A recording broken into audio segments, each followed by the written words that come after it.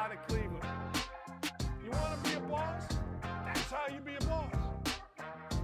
I did. I made a mistake.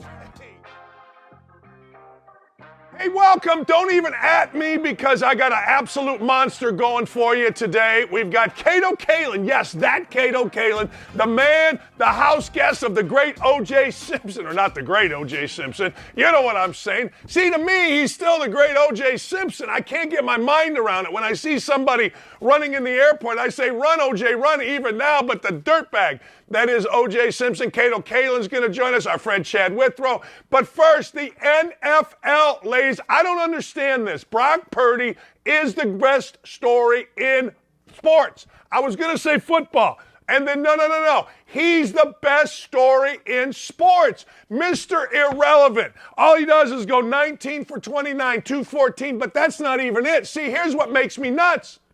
This makes me crazy. Nobody's giving him any credit. All I hear about is, well, you know, they got a great defense and he's a quarterback-friendly offense by Shanahan, and that's crap. Brock Purdy, if you watch the game, do people watch the game? Do media folks actually watch the game? I don't think that they do. I swear to God, because every third down when they needed it, Brock Purdy, whoop, whoop, whoop. What did he do? He put it right there. That's right. Brock Purdy put the ball on the numbers, mostly to George Kittle. But it's the best story in football. We get so wrapped up with this. Well, Deshaun Watson's making $230 million. You know what I saw when I turned my TV on today? When I turned my TV on, the first thing that I saw was Lamar Jackson, $133 million. Guess what? Lamar Jackson punked out on his team. I don't care what anybody tells you. So the team then is now punking out on the rest of its players by kissing Lamar Jackson's backside. Oh, by the way, what did I tell you about the Buffalo Bills? What did I tell you about Josh Allen? I said it. I didn't like his eyes. This is going back 8 months. I didn't like his eyes. I didn't like his eyes in a golf match. You see those eyes right there? I didn't like those eyes. They're all right. I told Aaron Perini this. I told you all this. Eyes matter to coaches. Eyes do not matter to media. I remember telling some guy named Ryan Russillo about a man named Crispus Porzingis when I said on Russillo's show on ESPN, whoever drafts Crispus Porzingis is not going to get out of the lottery. And guess what? The New York Knicks drafted him. Number 2, didn't get out of the lottery. I told you I didn't like Josh Allen's eyes. They looked like they were kind of little brotherish. What I'm doing here is I'm pushing up. See, I'm pushing up.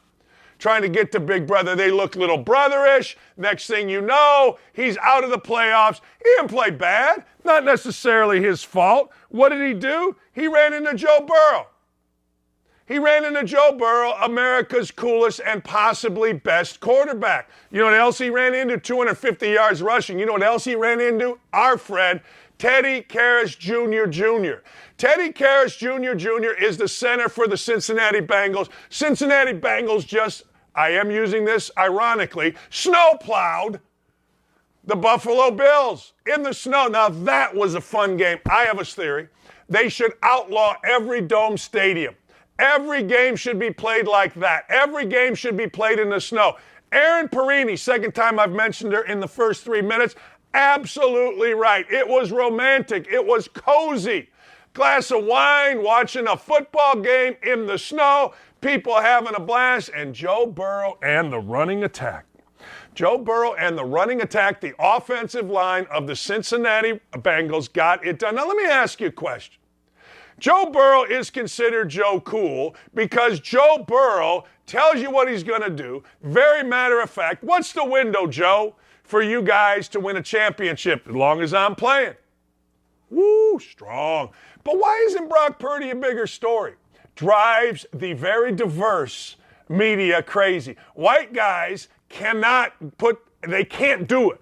See, white media can't do it.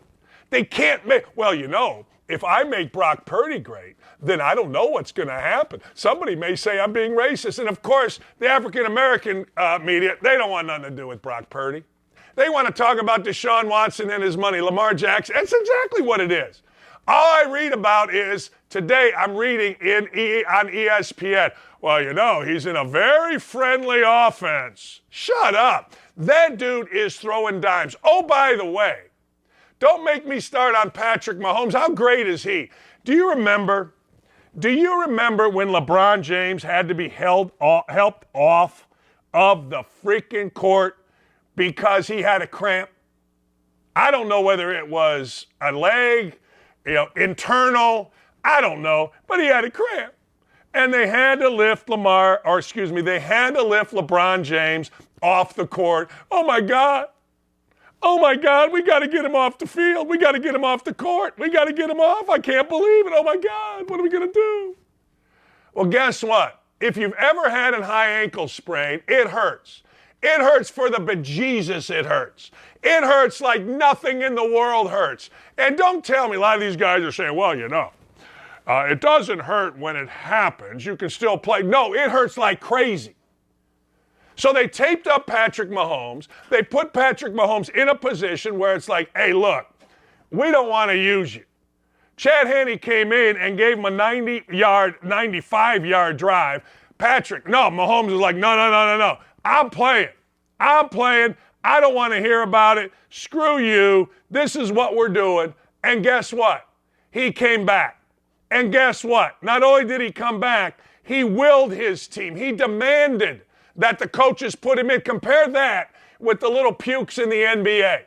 Compare that with, I need load management. I need somebody somewhere to sit me out because playing 48 minutes of basketball is so taxing. It's so taxing. It's so demanding. I don't know what we're going to do. I don't know where we're going to go. Oh, my God. Well, Patrick Mahomes played with a high ankle sprain. Now, let me tell you, toughest kid I coached is a kid named David Esterkamp. High ankle. I said, Cam, get your ass ready to play. You got 2 ankles. You know what I mean? You got 2 ankles. I don't want to hear it. And I knew if I said that, it was going to motivate him. I said, you get ready to play, I'll put you in the game. He could barely walk, but I put him in the game for a minute, and he kind of looked and smacked me. That's what guys do. I can hear you guys now saying, oh, my God, you put a player at risk. No, I didn't. Shut up. Oh, my God, I can't believe. I saw one guy say, my God, Patrick Mahomes, that's your franchise. You got to play him. No, you got to sit him. Oh, you're risking his future. Shut up. That's weenie blank, millennial blank, NBA blank thinking. Now, Patrick Mahomes is sitting there telling the coach, I'm in. I'm playing. Why am I yelling? I'm fired up today. I'm in. I'm playing. Don't at me. Don't at me, coach. Chad's great. I love Chad. Do you know who was drafted right behind Chad Henne? Brian Brom, who's like in his 10th year as a college head coach. It's a great story. But I'm all in on Patrick Mahomes. Patrick Mahomes a stud. Patrick Mahomes an absolute freaking stud. Hi, LeBron. Do you have, I don't know, LeBron. Do you have a cramp? Is it an ankle, is it a foot cramp? Is it a calf cramp? Is it a thigh cramp? Is it a back cramp? Is it a shoulder cramp? I'm giving you all the cramps. I didn't give menstrual. Don't get mad at me. I did not say menstrual. You all did. I did not. But apparently, if you listen to our society, men can have menstrual cramps if you look the idiots. But LeBron had a cramp. He had to be carried off. Well, guess what? Patrick Mahomes had a high ankle sprain in a sport where you use your legs, and he didn't need nothing. He didn't need jack squat. He didn't need nothing. He just kept balling it. Oh, by the way, anybody seen anybody that can, and show that picture of LeBron when you get it. Doesn't matter what I'm talking. There he is. Oh, he got a cramp. Oh, my God. Look at Juwan Howard. Oh, we got to help my brother out. Yeah, here he's up. Oh, I got a cramp. Patrick Mahomes is playing with like Torador shooting himself up, and these guys got cramps. I got 2 words for you. My backside. I got cramps. Ooh, I got cramps. It hurts. Anybody better than the Eagles? 16 of 24, 188, doesn't matter. 3 total touchdowns. Look at what the Eagles did to the Giants. Now all of a sudden, Brian Daboll is just another guy, and he is. Daniel Jones, I feel bad for you, son. 15 to 27, 135 yards, very pedestrian. And all of a sudden now Saquon Barkley's great. Saquon Barkley's fine. Saquon Barkley's good. Only the Colts would pay extra for Saquon Barkley. Only the Colts. Because the Colts will pay for guys that don't matter. Running backs don't matter. I'm sorry, they don't. I heard somebody today say, well, you know, running game and defense travels. Oh, that idiot Herm Edwards. Well, you know, okay, Herm Edwards, whatever you say, Slick. Whatever you say, pal. All right, yay, Rod, go fight, win. Herm Edwards, my running game and defense travels. Really? All right, running game and defense. Well, there you go. And how about this Isaac Pacheco? You know what they said about him? They said that when he runs, he pounds the ground like he's angry at the ground. 7th round pick. I don't even know if there's 7 rounds. Hell, he's a 10th round pick. What does he do? 95 yards. What does Brock Purdy do? Lead his team. Brock Purdy's a stud the media can't even talk about. I read some article at ESPN that said that, well, you know, Brock Purdy, he's in an offense that's very, very quarterback friendly and the defense carries it. My backside. Brock Purdy put the ball right there all day. He got a lot of help from his friend, George Kittle. I assume it's his friend. If it's not his friend, it should be his friend. But all that aside, we got Cato Kalin with us today. We got Cato Kalin. Yes, ladies and gentlemen, that Cato Kalin. The one, the only Cato Kalin. And he's nice enough to join us right now. Cato Kalin in his pajamas, live from Hollywood. Why can't anybody give respect to Brock Purdy, Mr. Irrelevant, Cato Kalin? I disagree with that. I think people do give this guy respect. I mean, the guy obviously is a champ. I mean, this guy has proven it's this Mr. Irrelevant. He's going into games and he's winning games. I mean, honestly, this guy is amazing. And I'm thinking to myself, is it really that hard to be a quarterback? I mean, this guy came out of nowhere and he's a champion. And you probably don't know, in high school, back in Nicolay in my days, I was the starting quarterback. And I was homeschooled, Dan, but still, it meant a lot. See, all right, that leads me to something. I was on your podcast, and yes. I said to you, like, everybody back in the day when you were America's second most famous man behind the Juice, I said, you know, people thought you were this California hippie, this surfer guy, you had the hair, and you're like, no, wait a second, I'm from Wisconsin. Yeah, I as an immediate association because I had the long hair, much like yourself, and I had this long hair, and people said, "Oh, that guy's a pothead. That guy's everything that I wasn't." And but I knew who I was, so it didn't bother me, Dan. But I'm a guy just from Wisconsin. I got 6 siblings, and my parents, both have passed away. But man, I'm telling you, great parents. And a real quick story. I love sports. My father had 44 tickets to Packer games, 44 tickets because he owned 2 restaurants. So he always took his best fans. And when I was just a little kid, I saw what loyalty was. I saw how this is their tough years. They didn't care. They just went to games to have fun. This is when they played at Lambeau and County Stadium in Milwaukee. And so I had 3 other brothers. We all got 1 game a year. And it was the best time of my life. And when the Packers would play on the road, my mom and dad, we had this long hallway in our house. And when the Packers would score, they would run from one end to the other and hit each other's stomachs a little bit heavy and kiss each other. So I grew up with that. And that's why I'm a loyal fan. And then when the Packers, when they don't succeed, I have depression. I'm sure you know what it's like when you lose and you can't take your Sunday and you take it on everything. I've gone through about 9 remotes this season. I'm not kidding you. I am not good. I can't watch games with people. You know, there's an episode in Curb Your Enthusiasm where one of Larry's friends is a Jets fan and he commits suicide because he can't take it anymore. Yeah, I know that episode. I know. Well, I'm not going to go that far, I hope. You know, I don't want to overdose on cheese and beer. I can't take it anymore. Give me some spotted cow and some cheese curds until it's over, until it's done. That's what it's like. I just got married recently, and my wife's from the East Coast, Beijing, the far East Coast, and I'm trying to get her into sports, and she's watching football a lot. And when they go in the huddle, she goes, "What are those guys discussing?" So it's kind of, and she calls, and for some reason, every time Gonzaga plays, she thinks they're called Godzilla, and I go, "Yeah, they're playing Mothra."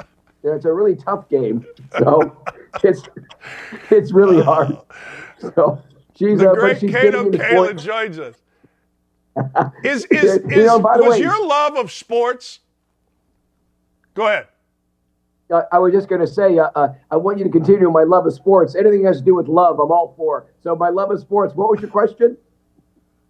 My question is, let's go back to the OJ. Did your love of sports, like I try to tell people, to this day, OJ Simpson was so big, to this day, somebody's running through the airport, I swear to God, I say, run, OJ, run. I did. So as a sports fan, all of a sudden you're hanging out in the OJ Simpson crowd, which isn't just OJ Simpson.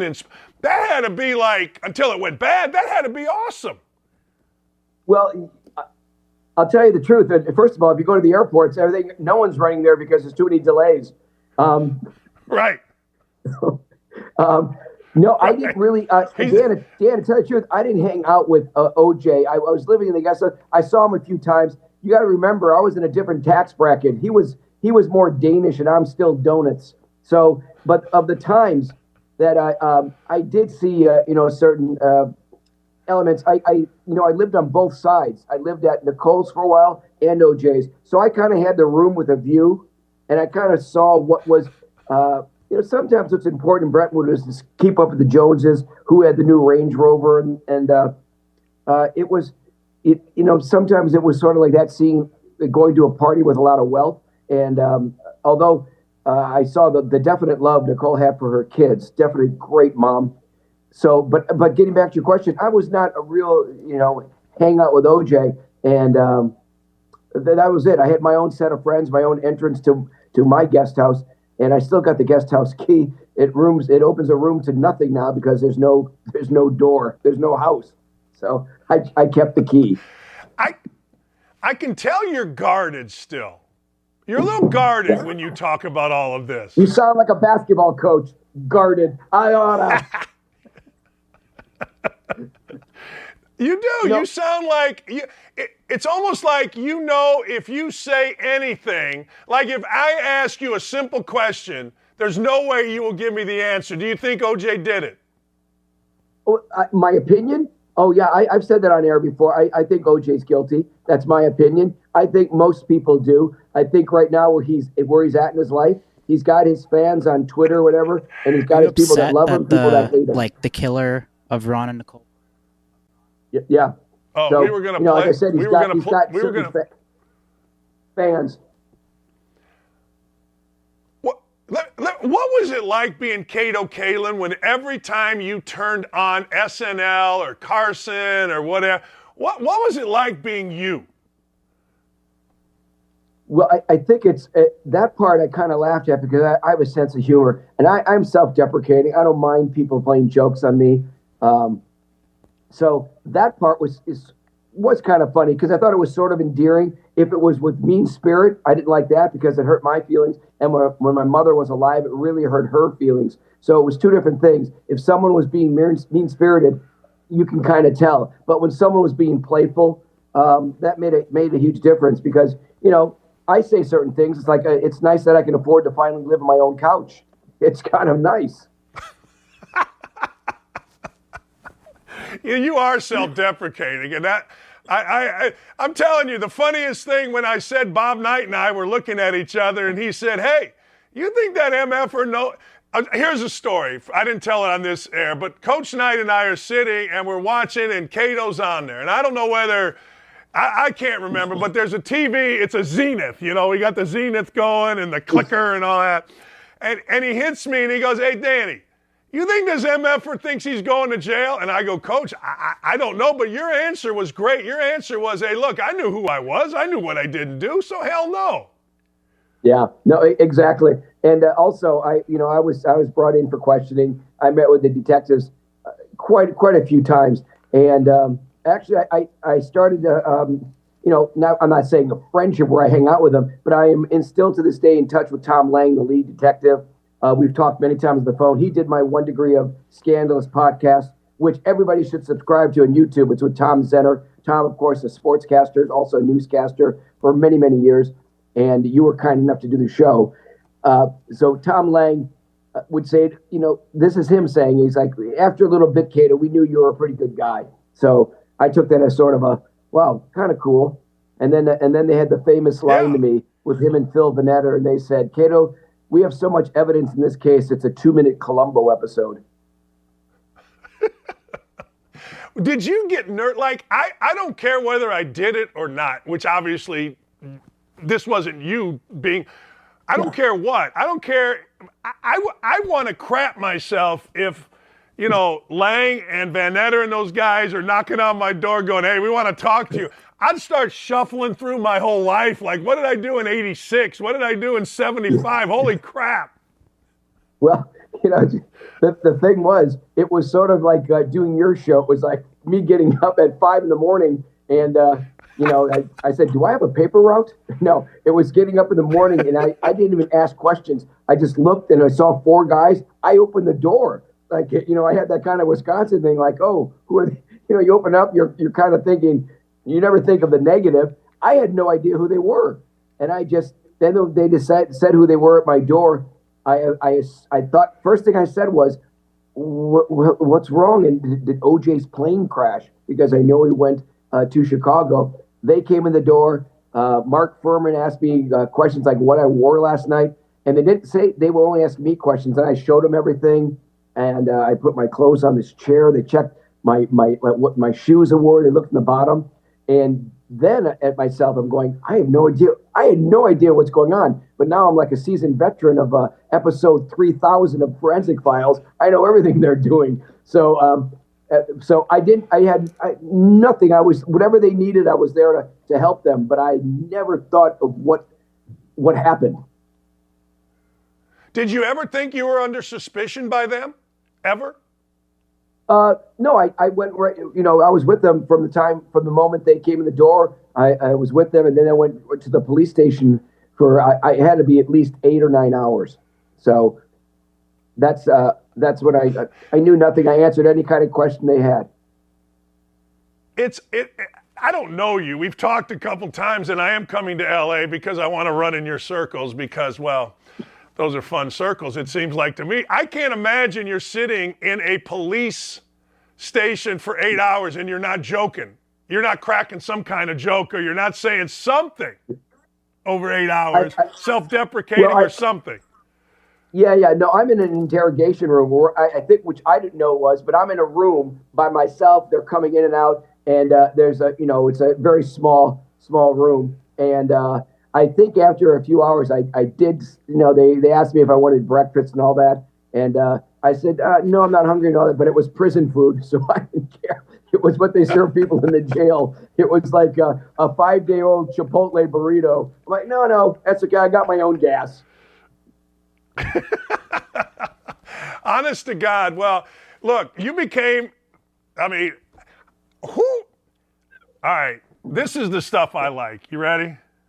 All right. And don't forget, though, we got to talk about Ice Wars 2. We got to talk about Ice Wars 2 later. We will, I swear. But I got to ask you, you're a guy that is, I can see why, like, people gravitate to you. I can see it. I told a couple friends of mine, that live in Hollywood, I go, you ever meet Cato Kalin? They're like, nah. I go, man, I can see why people just want to hang with the guy. I can see this. You become uber famous. You're an international superstar. Hello? The call phone is ringing off the... I'm talking to Dan. I got it. Call me back. Okay, I will. Bobby Knight. Oh, God. I'm ducking. It makes me nervous, Cato. I don't know what's going to happen to me. It's 30 years later, and I still don't know. Who's the most famous person to hit on you? Well, I would think that. Can I tell you a story before the trial? Please. to show you that I had some game. In 1993, this is before OJ. It was Catherine Oxenberg and I dated for a little bit, and she was from a show called Dynasty. I met in Aspen. So she went on to marry a few people. I think Casper Van Diem from Star Troopers, and of course Robert Evans. So that would be probably most famous. And I became friends with certain people. But you had people throwing themselves at you. You were not only, Kato Kaelin involved in this, but you're a very handsome, very likable man. So people were just throwing themselves at you at that time. At that time, it was, certain things happened, but I have a wife upstairs. I understand. No. The line of the day, hey, certain things happened. There's Catherine Oxenberg. I remember her. Wasn't she always like a vixen or something? She was always like the vixen in something. On Dynasty. She was on a show called Dynasty, and also an actual princess from, I don't know which country it was. I think it's the one that was right next to Bharat's country. When you do stuff, we mentioned Ice Wars, which I want to get to. 1 degree of scandalous. When you do these things and you talk to schmucks like me, is it frustrating for you that it's like, hey, pal, the OJ thing was like years ago. Let's move on here. I mean, I don't mind if you tell me that. I got no problem with that. But I've read like 10 books on this, including one by the Mad Jacker, Jeffrey Toobin. And, I'm fascinated. I'm glad I wasn't on that Zoom call. I think it is fascinating. Let's face it. It had a show, American Crime Story. Ryan Murphy won, I think 8 Emmys. The ESPN documentary won the Oscar. Every time that something comes up, it's always anytime there's a trial, Dan, I get phone calls. During the Johnny Depp trial, Amber Heard trial, I get calls from every network and all that to have my opinion. And it's like, no, I don't want to stay at one. I call that trial the 21 Dump Streets. But, you get phone calls. And now that Alec Baldwin's going to have a trial, I'm sure I'll be getting calls about that because people are fascinated. They're fascinated when something else happens in someone's life. And they go, oh, my life's not that bad. And they love crime. Let's face it. Our podcast is doing great because it's crime related. The number one podcasts are crime related besides yours. And it's because the fascination people that they had of that trial. And it's sort of like the template of any kind of trial that happens today. Look, 1 degree of scandalous is about trials, and it is very popular, and you and Tom do a great job with it. Tell people what it is and the premise of it, which I think is awesome. Yeah, 1 degree scandalous with Tom Zenner. You can Google. Tom's got major credits. He kind of keeps me going and all that to stay on focus.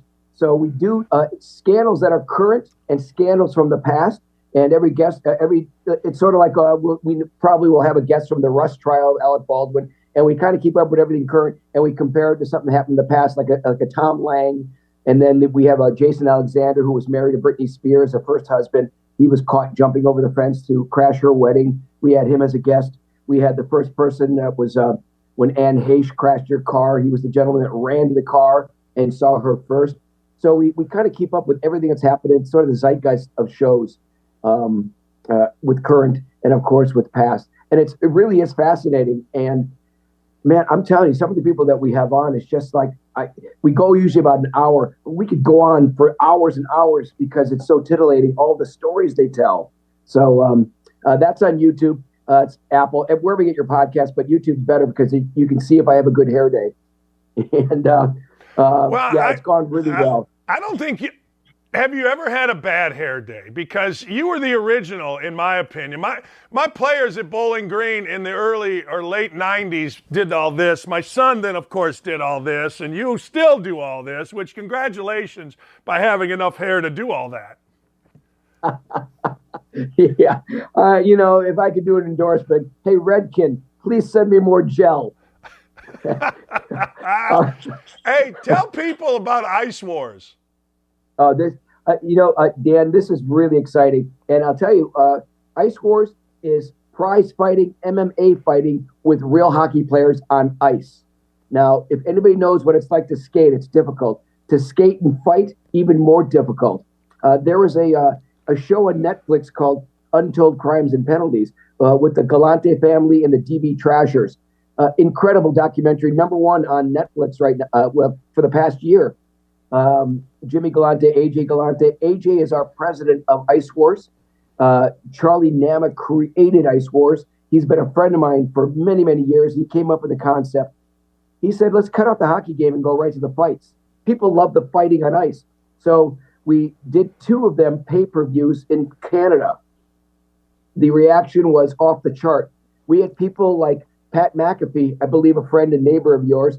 He loves it. He rants and raves and has been a big, big fan of ours, promoting it a lot on his show. Barstool Sports, has written articles saying this is the greatest sport ever. And I'm the host of it. I go in the audience and I also do some of the fights with Chris Terrian. He's the voice of the Philadelphia Flyers, also played for the Flyers. And Phil Giuliano, he is the voice of the DB Trashers. And when I go out into the crowd and talk to people while the fights are going on, they are so full of energy and they say, this is better than the UFC. So we know we got a really good thing. Our next one is going to be either March and April. We don't know if it's going to be the first one in America. It's going to be either in Philadelphia or it's going to be in Wyoming. We don't know, but it's the first one in America. We know it already is, instead of ground level, it is now becoming a skyscraper. So really exciting. And like I said, I'm a producer on it. I get to host. Philadelphia, Wyoming. Now, as soon as you said that, I thought to myself, perfect. You got these demon dozers. Hey, man, I'm going to kick your ass in Philadelphia, man. I'm going to beat them. Blah, blah, blah. And then you got the Cowboys that will beat you. And, of course, it plays into the whole Yellowstone thing. You're a freaking genius, Kato Kalin. I could barely hear you. What? Danny says what? Dan, again? Dan, I also want to tell you, a very dear friend of mine, Dan Frisch, also, he went to IU. He has been a friend of mine for almost over 30 years. And Dan created a show. I just got done shooting a pilot. We did 3 episodes. This is really, I know it's going to get picked up. It's called Teen Court. John Gray is the judge. You can Google John Gray. He's an influencer, a pastor of Oprah and Obama's and all that stuff. Huge following. He's the judge. It's teens taking their parents to court over issues like, call me he or she, I'm a gender. And we got, like the 16-year-old girl wants to get a butt lift.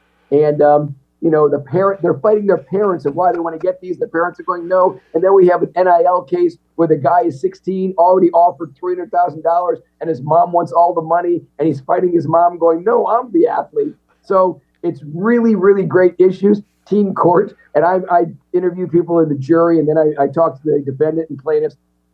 It's the most different court show you're going to ever be in. I always say it's better to be sworn in than sworn at.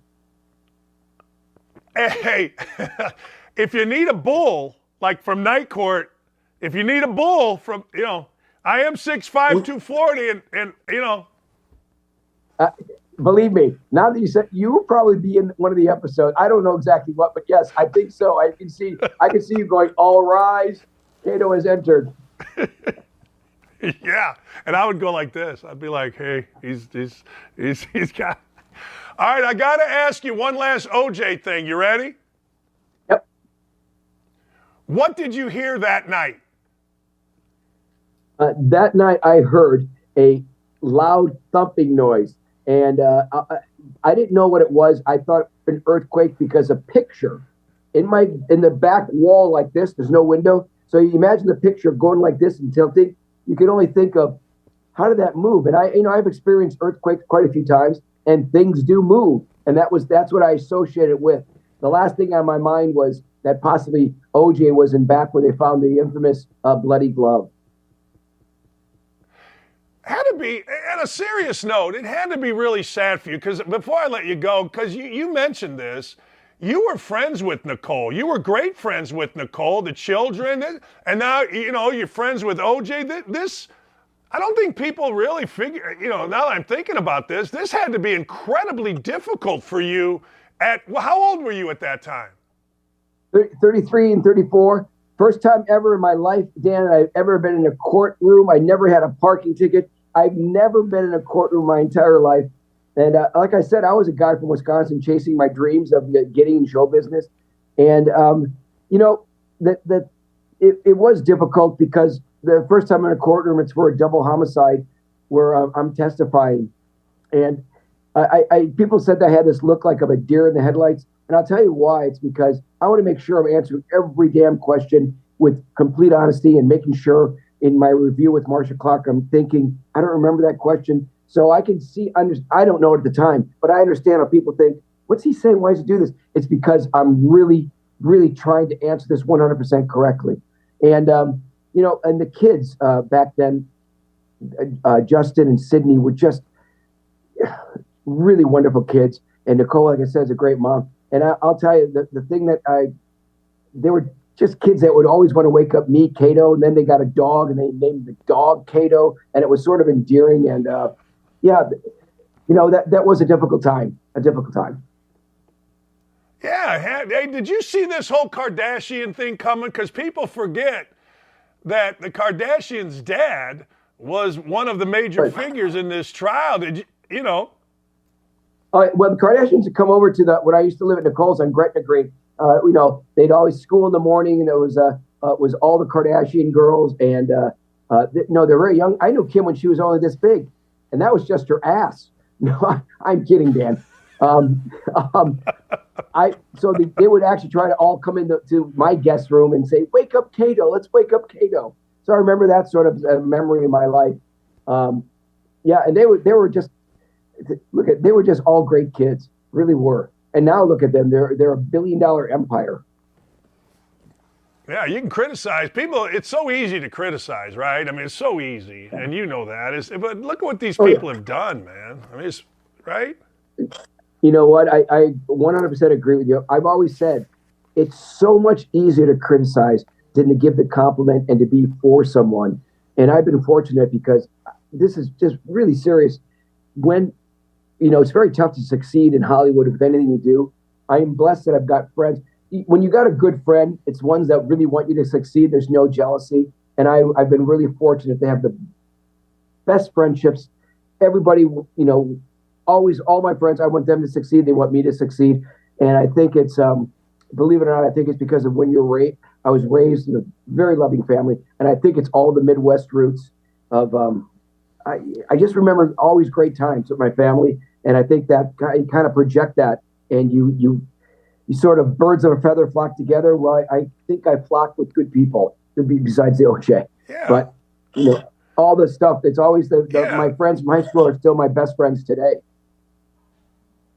Are you wearing pants? Nope. Can we see?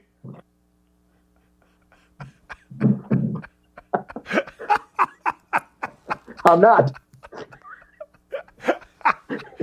Hey, like I said, man, baby. I love to. Hey, Dan, it's still dark in LA. The sun has not even come out yet. It's 6:30. Get up, people. Let's go. It's a work day in LA. Let's go. Hey, I love talking to you, man. Thank you so much. You know what? You need a theme song. Good morning, everybody. It's Cato Kalin on the Dan Dackett Show. Wake up. Wake up. My mother used to sing, "Wake up, wake up, wake up, my little buttercups, wake up, wake up." And I'm like, "Mom, I'm 22. Stop it already. Will you please?" Jim Covert, inducted to the Hall of Fame 2 years ago from the Chicago Bears. He is a friend of mine and a great guy. When he got inducted, I got pictures of me wearing his Hall of Fame coat. He used to say the best story that he remembers, and every time the game was played on the road, he would have Walter Payton come in the room to the guys on the O-line and go, Oh, wakey, wakey, wakey, wakey. Rise and shine, sunshine. So I always think that. I always think of Jim Covert from the Chicago Bears. Wakey, wakey. You can see, Peyton saying that to those guys.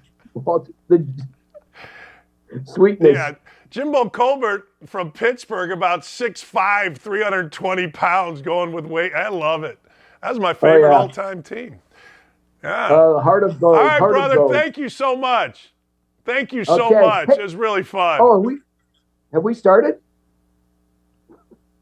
Get out of here. 1 Degree of Scandalous on YouTube. 1 Degree of Scandalous. Cato Kalin, Tom Zenner, Teen Court, Ice Wars. I'm out of here. See you, brother. 1 Degree of Scandalous is a blast. Ice Wars is incredible. I haven't seen the court, but I want to be bull. That's what my people call me. All right, we're going to get back to sports, but I can see, I've told people this, because people, you talk to Cato Kalin, like people my age are fascinated, right? I'm like, yeah, he's one of the greatest dudes. I can see why people just want to hang with Cato. All right, we got sports. We got Chad Withrow. We got a lot to get to. I think Chad will be wearing pants. Hey, and I got some things to say about college basketball right here. Don't leave us.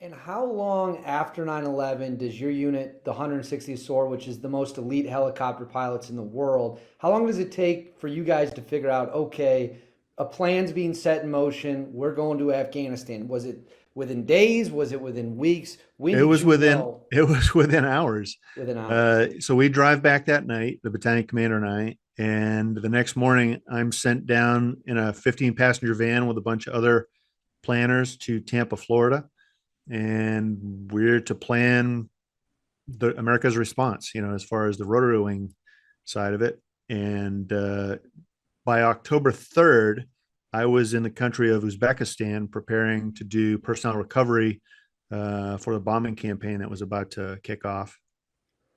And this is depicted in the movie 12 Strong. Correct me if I'm wrong, where Yep. you guys are going to fly in from Uzbekistan. This is what's known as the horse soldiers. This is going to kind of be the first wave. Is that correct? That is correct. Yeah. So initially, we're there for, I want to say, about 2 weeks of bombing. And then there is no further plan that we know of. And then all of a sudden, 5th Special Forces Group rolls in. Their commander takes over the task force. We were in Task Force Dagger out of K2 Air Base, Karshi-Kanabad. And he wants a briefing on our capabilities. And so we sat down and we started talking to him about, the mountains and the distances that we can or can't fly, the way the weather is and all these things. And he's like, gee, I wish somebody had told us that ahead of time, and ironically, when I was in Tampa, they were one room over and nobody ever connected us, because it just wasn't considered important, but now it was, especially as they heard that, the mountains were, 20,000 feet and that the weather was horrible and all these things. And so we tell him what we can do. And he goes, well, you guys are going to start doing a UW campaign, which is unconventional warfare. That's where you link up individual operational detachments or ODAs up with factions of the Northern Alliance, which were the allies that we were trying to coordinate with. So it went from there. So, and I'm glad you brought up the 20,000 feet thing, because I had it in my notes. I wanted to ask you, in the movie, it's depicted that helicopters had never flown that high and they weren't sure whether or not it could be done. Was that how it actually worked in real life, that you guys didn't know if the altitude was even workable? Yes and no, but not for the reasons that you might think. So helicopters had flown that high. Chinook helicopters routinely fly at 25,000 feet in Alaska, right over the mountains there. They do the rescue mission at the top of that. That was at Mount McKinley, I think. And so it is possible, but using carrying a usable load, going the distance that we need to go as far as, because we had to trade off fuel for cargo, if you will, people. Right. And so the math didn't work out, and we're wearing supplemental oxygen, or how long is that going to last, per console for the people you got on board. So there's a lot of calculations that have to go into this that, really weren't operationally proven. You know, I mean, I operated in Colorado all the time, but that's nothing compared to Afghanistan.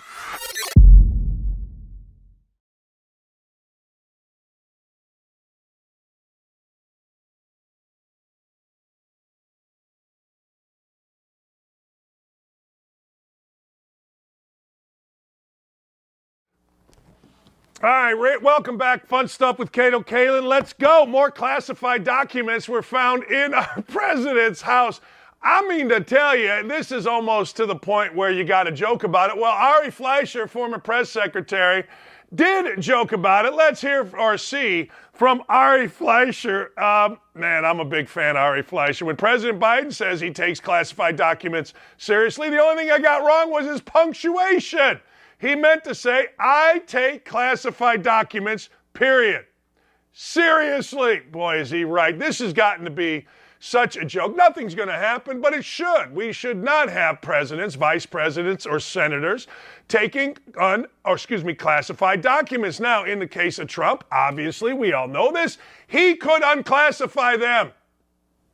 We've got years and years and years of documents, and of course the clown that is our president said, I can't believe how irresponsible he was. Does it never end? Does the hypocrisy never end with our current president? Does it never, ever end, I ask you? And you would say, no, it doesn't ever end, but I do feel like this. I feel the walls are closing in. I feel like even the Democrats are like, look, the lies here, it's just too much. We cannot have this. We can't do this. We cannot continue this. We must get somebody, at least anybody that has a little bit of integrity, and the current president has none. He will deny. In fact, just yesterday, he blamed the border crisis on Republicans. Well, just look at the numbers. Millions pouring in, less than 2,000 pouring in when Trump was here. Now you got millions a day. I don't even want to talk about it. It is so ridiculous. I tell you what else I don't want to talk about. I've had enough of Lamar Jackson. I look at what's going on in the NFL, and I know this is going to be called some kind of ish, but I honestly don't care. I honestly do not care. Deshaun Watson, $230 million guaranteed, not in the playoffs. Russell Wilson, $161 million, not in the playoffs. You see Deshaun Watson here. Kyler Murray, $160 million, not in the playoffs. This guy right here held his team hostage. He decided he was not going to play.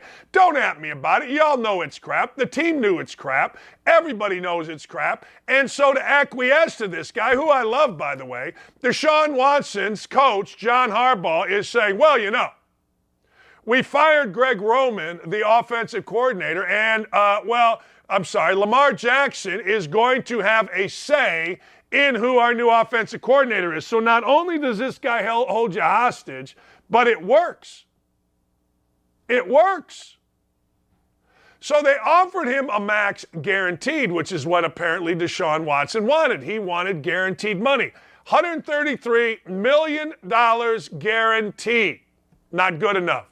Not good enough for a guy who has not played in the second half of the season, has only played 12 games in the second half of the season over the last 2 years. Not good enough. Not good enough. Not enough. Dude doesn't play in the second half. Yeah, he's a nice player in the first half, but he doesn't play. So, look, I get it. I get it. The media can't criticize this. The white media certainly can't. And of course, you got guys, our guy, Shannon Sharp. Don't even let me get into Shannon Sharp. But Shannon Sharp says he wouldn't play. He said it with Skip. I'm watching him right now. Last week, I'm not playing unless I get my money. Boy, that's a heck of an attitude here. I mean, you're only being paid millions of dollars before this contract. Millions to do what? Play football. We're not asking you to split an atom. We're asking you to play football. And you're paying millions to do it. But you go out, you fake getting hurt, you get your offensive coordinator fired, and now instead of the team saying, hey, look, screw you, we're going to get rid of you, they offer you the max deal, and that ain't good enough. And then on top of it, they kiss your backside and say, well, we want you to have input on who the offensive coordinator is. The reason the offensive coordinator is fired is because of you. Same thing in Arizona. Well, we want Kyler Murray to have input on the offensive coordinator. No, you don't. You're just acquiescing because you gave an idiot a lot of money, a guy that doesn't work hard, a guy that's lazy, a guy that when he's off site won't work and now is hurt, but yet you got to kiss their backside. There will be a time when teams go and take their teams back. Guys like Ryan Grigson will be rehired because they're going to learn that you don't acquiesce. You stay strong. Cincinnati did not acquiesce to anything. They didn't listen. They went out. They didn't sign offensive linemen. They got a quarterback that's for the team. They went and got offensive linemen that are tough dudes. Teddy Karras Jr. They didn't overpay. They didn't kiss the backside of a generational left guard like my Colts did. They went and got workman-like players, and now look at them 2 years in a row. Kansas City said to Tyreek Hill, what? You're a pain? What? You want what? Get out of here. So Tyreek Hill did what Tyreek Hills of the world do, which is yap, yap, yap, yap, yap, all the way to, not even contributing in a playoff loss. It's simple, people. Take back your team. Get the Brock Purdy's of the world. Get the Joe Burrows of the world. Get the Patrick Mahomes of the world that are sitting there saying, I got to play. I got to play. Don't get the freaking Tyreek Hills of the world that when they leave somewhere rips the place that they just were. Take your team back. And this is why you won't see anything out of the Baltimore Ravens. You won't see anything out of the Arizona Cardinals, because when it is a player, not a player-run team in the locker room, but a player-acquiesce team, you won't see jack squat.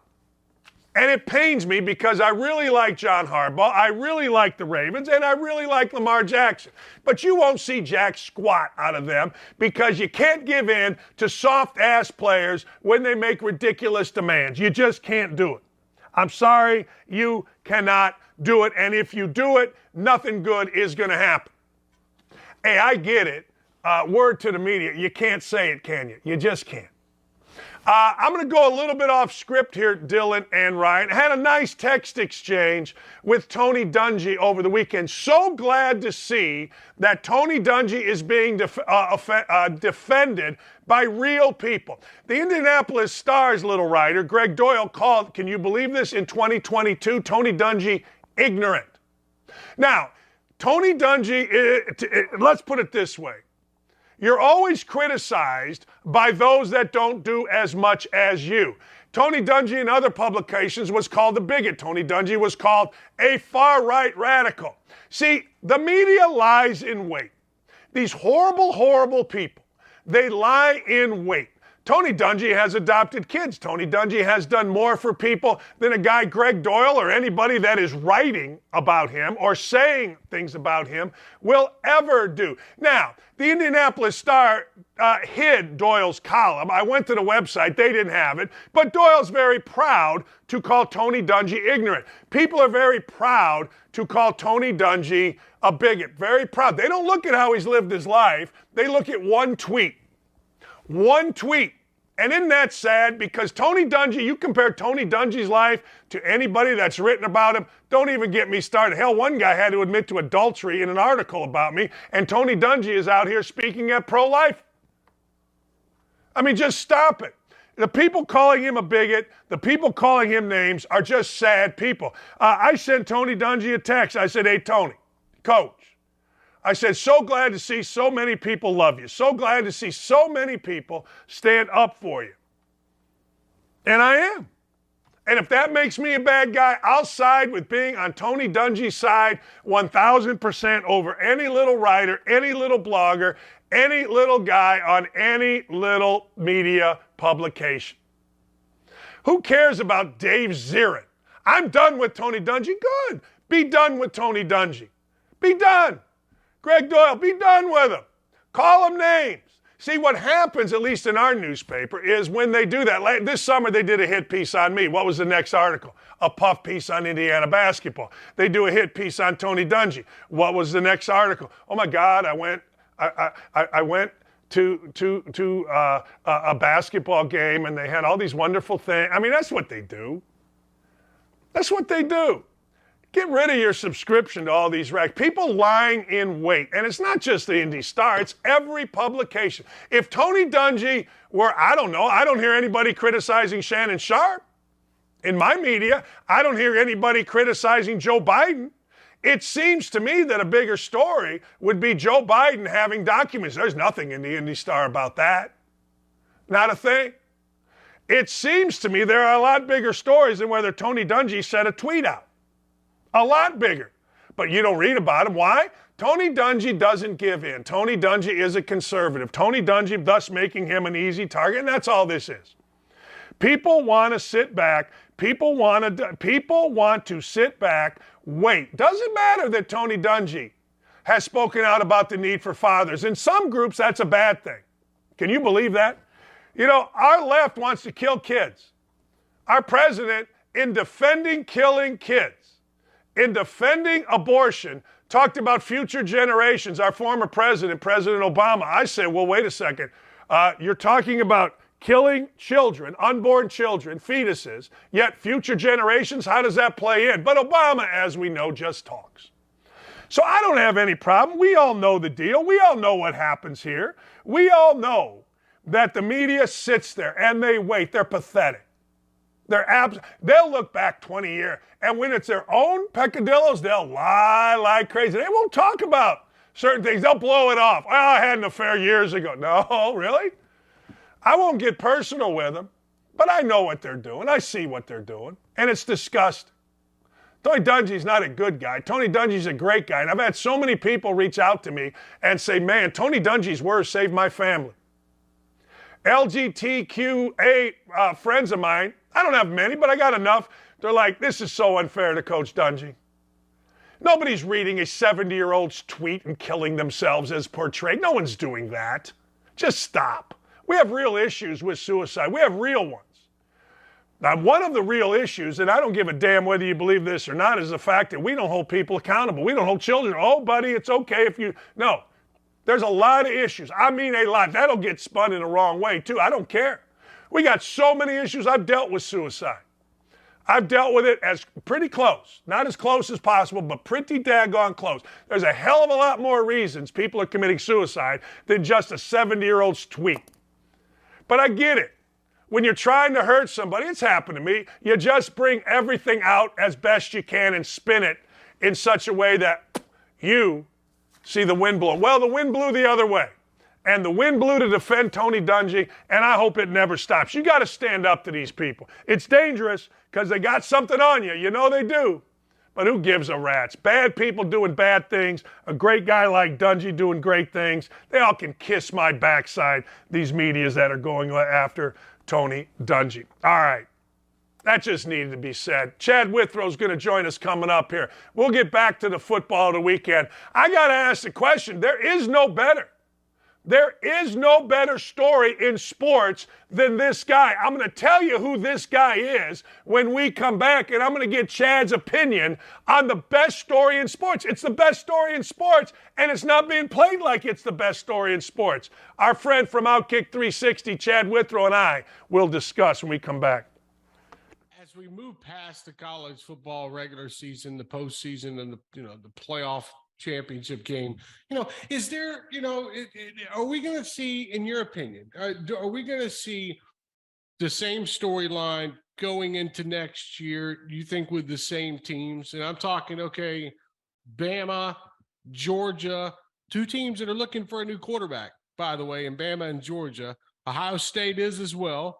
Michigan's going to return J.J. McCarthy. Harbaugh, this NFL nonsense saga comes to an end for another year yesterday. Do you think it's trending towards where, okay, with the playoff expansion coming up too, okay, we got our 4 or 5 teams. You know what I mean? Maybe Clemson gets back in there. There's a few other. But do you feel like Kirby Smart has set himself up now where he's running a dynasty at Alabama? At Georgia, along with Nick Saban trying to run his own dynasty at Alabama. Yeah, I think that was probably the takeaway that everybody had. Every podcast that I listened to after the game, every column that I read, and certainly what I wrote and what I said on my own show, I think we're there, man. And, I think what stands out is, one, it goes like, I think it's easy. And I was one of the people that was critical of Kirby Smart pre-national championship game last year, but they've been elite for about 5-6 years now. I looked up the stat. I can't remember it. I think it was since that title game run in 2018, outside of the COVID year, I think they've won at least 11 games every year. Now, they couldn't get over the hump, and part of it was they ran into really good teams. They ran into a historically great LSU team in 2019. 2018, they obviously had Bama on the ropes in the SEC title game.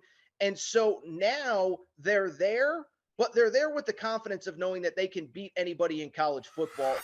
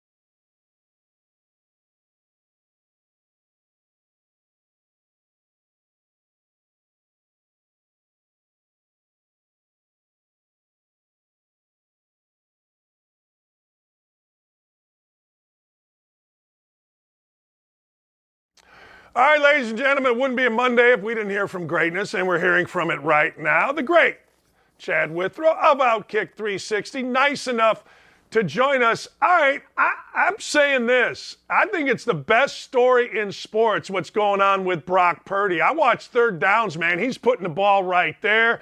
I don't know. It's easy to disparage, but I think it's the best story in sports, where he was to where he is. What say you? It's incredible. It's definitely one of the best stories in sports. I look at this weekend. I know we're going to talk about Joe Burrow also, but man, oh man, you want to talk about a story that this is the opposite end of the spectrum. Number one overall pick, but in year 3, looks like he may be the best quarterback in the NFL, and if not the best, certainly the most clutch quarterback in the NFL. And then Brock Purdy, I mean, this is no fluke at this point, Dan. You watch him, and I've been saying this for weeks now. If you count the 56 minutes he played against Miami when he came in for the injured Garoppolo, this is now 8 straight wins. They're counting 7 with him as the starter, but 8 straight wins. And he is a guy who looks like he's playing with house money, and yet somehow does that without making a big mistake. Not turning the ball over, but yet has this spark about him and just an innate playmaking ability that some of the best quarterbacks ever have possessed. I love the story. I love that he's the last pick in the draft. I love that he comes from a place like Iowa State that, you look through it. He experienced a little bit of everything in his time there. He's not someone from Alabama or Georgia that only really experienced winning. He was on a really bad team. He saw that team get a lot better under Matt Campbell. He had a disappointing season where they were expected to be more, and they had some disappointing losses. I think that full body of work and that just span of disappointment mixed with celebration has really helped develop him into what he is now. And what he is a guy who's 8-0 as a quarterback in the NFL and getting ready to play in an NFC championship game. We've talked a lot, you and I and Jonathan, early in the year, what a great job Vrabel was doing, Daybold. But man, oh man, I don't know about you, but the coach of the last 3 years is Kyle Shanahan. Hey, give me Garoppolo, give me Purdy. They just keep going and going and going, this crew does with Shanahan. If you want to get a job as a head coach in the NFL or a general manager, you better be sprinting to either Kyle Shanahan's staff or Sean McVay's staff. You are touched by God, essentially, if you are touched by one of those guys, and they give you the power and bless you and say that you can work on this staff.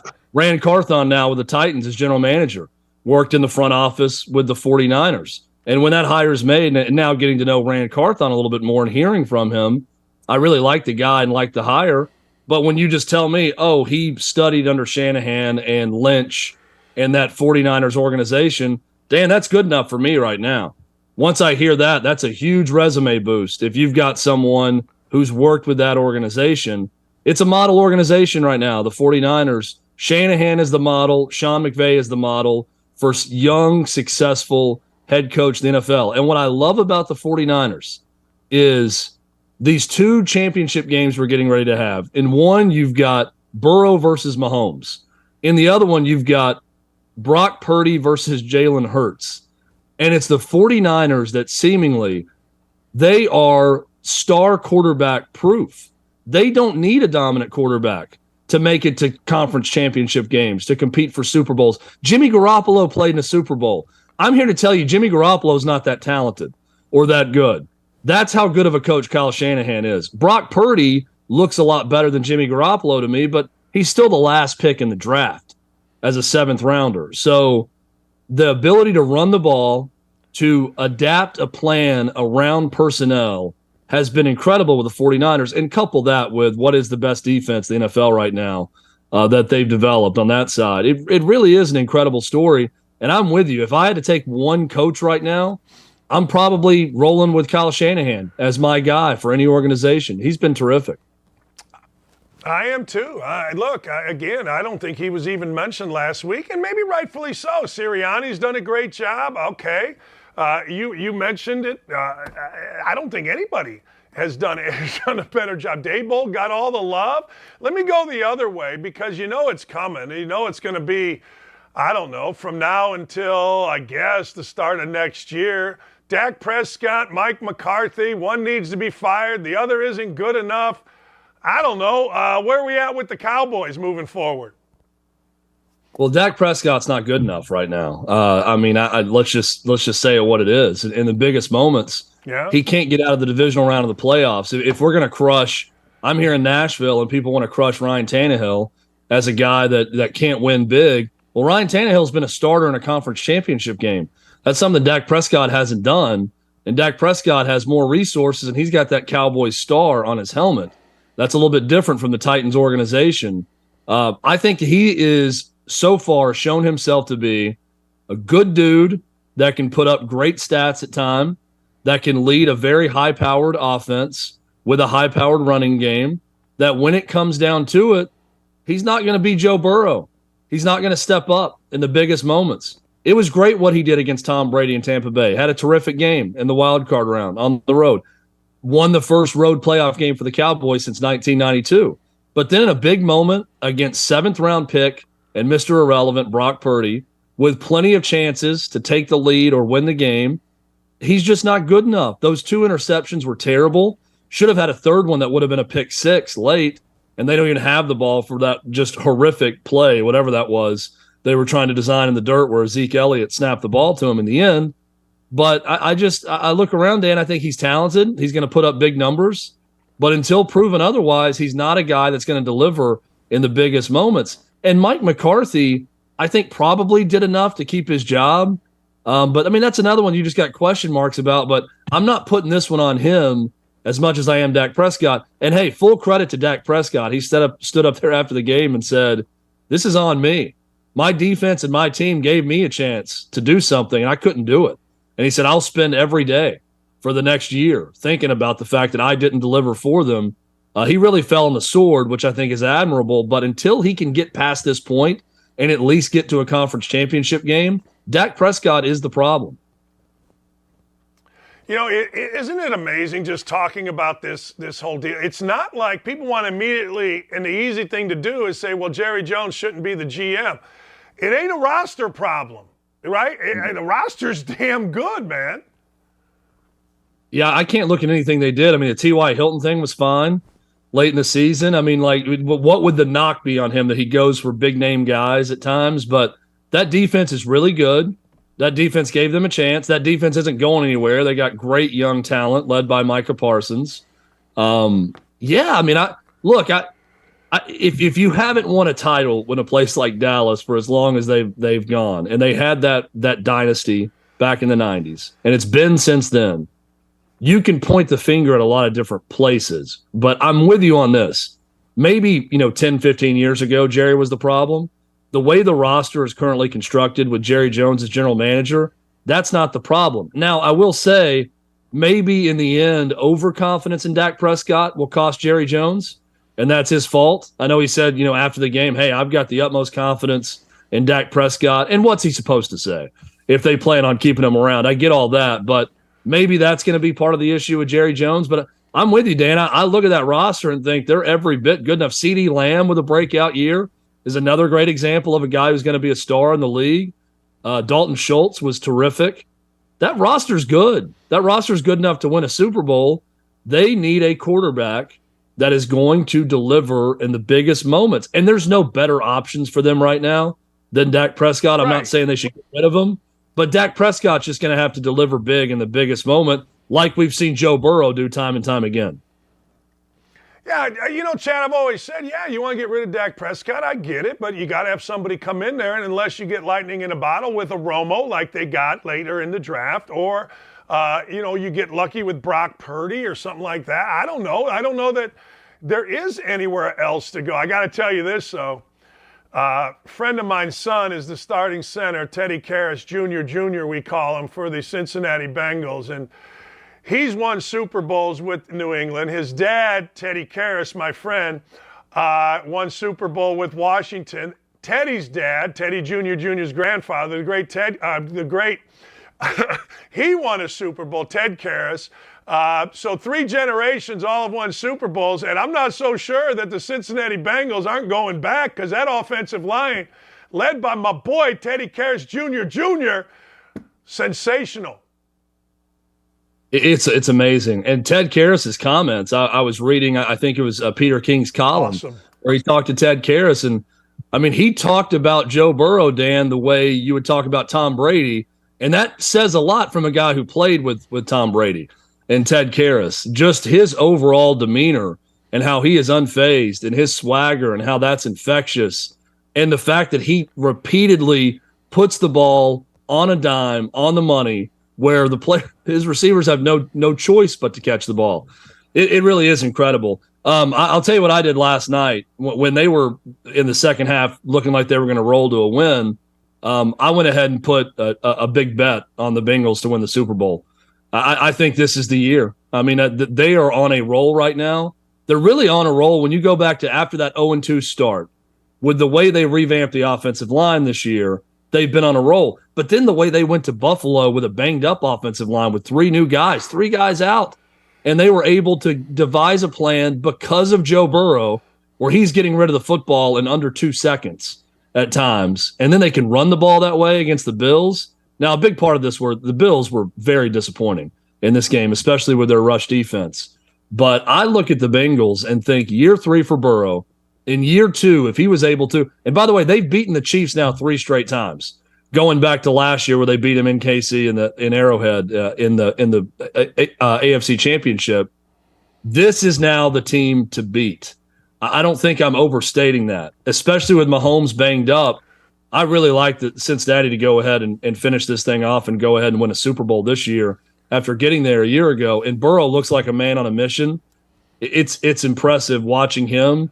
And just the juxtaposition of Burrow and Dak Prescott, I think that was my big takeaway from watching football yesterday. Watching those games back to back, there's a huge difference between those two. We can talk about Josh Allen, too. That's another disappointing end to a season. If you look at the Bills a year ago, there's all this hope based on that game and just not getting the ball, in the overtime. You could pin it on that and say, hey, great season, great game, not mad, not upset. This team's going to win a Super Bowl next year. But to lose by 17 at home in the snow where you're supposed to have an advantage, and for Josh Allen to look the way he did and what Cincinnati's defense did to him, not great for Josh Allen and the Bills either. Burrow's the big winner quarterback-wise. Probably Burrow and Hurts in terms of quarterbacks this weekend. And I also agree with you, Purdy's probably the best story. But give me Joey B. Give me Joe Burrow in a playoff game. Yeah, I like your bet. In fact, I just made a little bet on that myself just now. I'm multitasking because what'll happen with me, Chad, is I'll forget later on in the day, right? I'll be like, it'll be Sunday, and I'll be like, I forgot, so I got to do everything right away. But I want to go to Josh Allen. I'm turning on SportsCenter this morning, and I hesitate to do it. And the first thing they're doing is doing a story on all of the side things, all of the drama with the Bills, basically making excuses for the Bills. The one thing that I have said about NFL football, and I will never stop saying this, it's the one sport that's short enough where I don't want to hear anything. Everybody's tired. Everybody has a situation. I don't want to hear any excuses. You win or you lose in the NFL. That's how I look at the NFL. Yeah, and I also think, look, you only get the NFL's so different in the way I view it because basketball, for example, you play so many games. You can't expect someone to be completely locked in and ready to go every game. You're just going to have bad games. And you can chalk it up to just saying, hey, that's a bad game. When you get in the NFL, only 17 guaranteed opportunities in a 365-day year, you better show up and you better deliver. Right. And if you don't, then that is a disaster. There's no excuse not to be, when your entire year is geared up to physically and mentally get ready for 17 games and then playoffs, if you're lucky enough and you play well enough to get a playoff opportunity, that's even more precious and rare. You got to be ready to go, and there are no excuses. I'll say this about all the stuff going on in Buffalo. It's being used as an excuse now. If Buffalo went on to go to the Super Bowl, we're going to go to the Super Bowl with our show. What would everybody have been talking about? Boy, this has really propelled this Bills team. You know, the tragedy with Damar Hamlin has really fired this group up. The snowstorms in Buffalo has really united this team around this community. And because of that, here they are in the Super Bowl, and it's really helped propel them. You can't work it both ways. I get that that's a big distraction with Damar Hamlin, but we know that would have been the narrative had they won this game, about how they've really united as a locker room, and it's actually strengthened their bond and strengthened their preparation as a team, and they've locked in, and they're only focused on winning for the city of Buffalo and for Western New Yorkers everywhere and the star franchise. And now that they lose, it's, well, they had a lot going on. I don't necessarily buy that either. They did have a lot going on. I'm not trying to discount what happened with Hamlin or any of that, but that's not the reason. And I'll also say this, they have not played well the last 3 games. I think going back to the start of the Cincinnati game before the Hamlin incident happened, they didn't play that well against the Patriots. They got bailed out by Nyheim Hines with 2 kickoff returns for touchdowns. I thought they were terrible against Miami and Skylar Thompson, where the Dolphins had a chance at one of the biggest upsets in playoff history at home. And then they come out and lay an egg against Cincinnati yesterday. That game was not close. It was 14-7 at one point. It's the closest it was going to get. That was a dominant performance by Cincinnati in the snow in Orchard Park. Very impressed with Cincinnati, but I'm equally disappointed in the Bills and their performance. I agree. Hey, best team? I don't know. You got to look at the Eagles, do you not? Nick Sirianni's crew just beat the dog out of the Giants. Now, maybe the Giants aren't any good, but Daniel Jones, there's a decision there, big boy, with the Giants. I think that we have a heavyweight match coming up between 49ers and Eagles.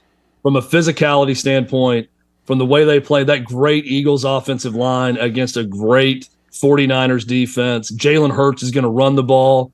Brock Purdy's going to make plays out of nowhere.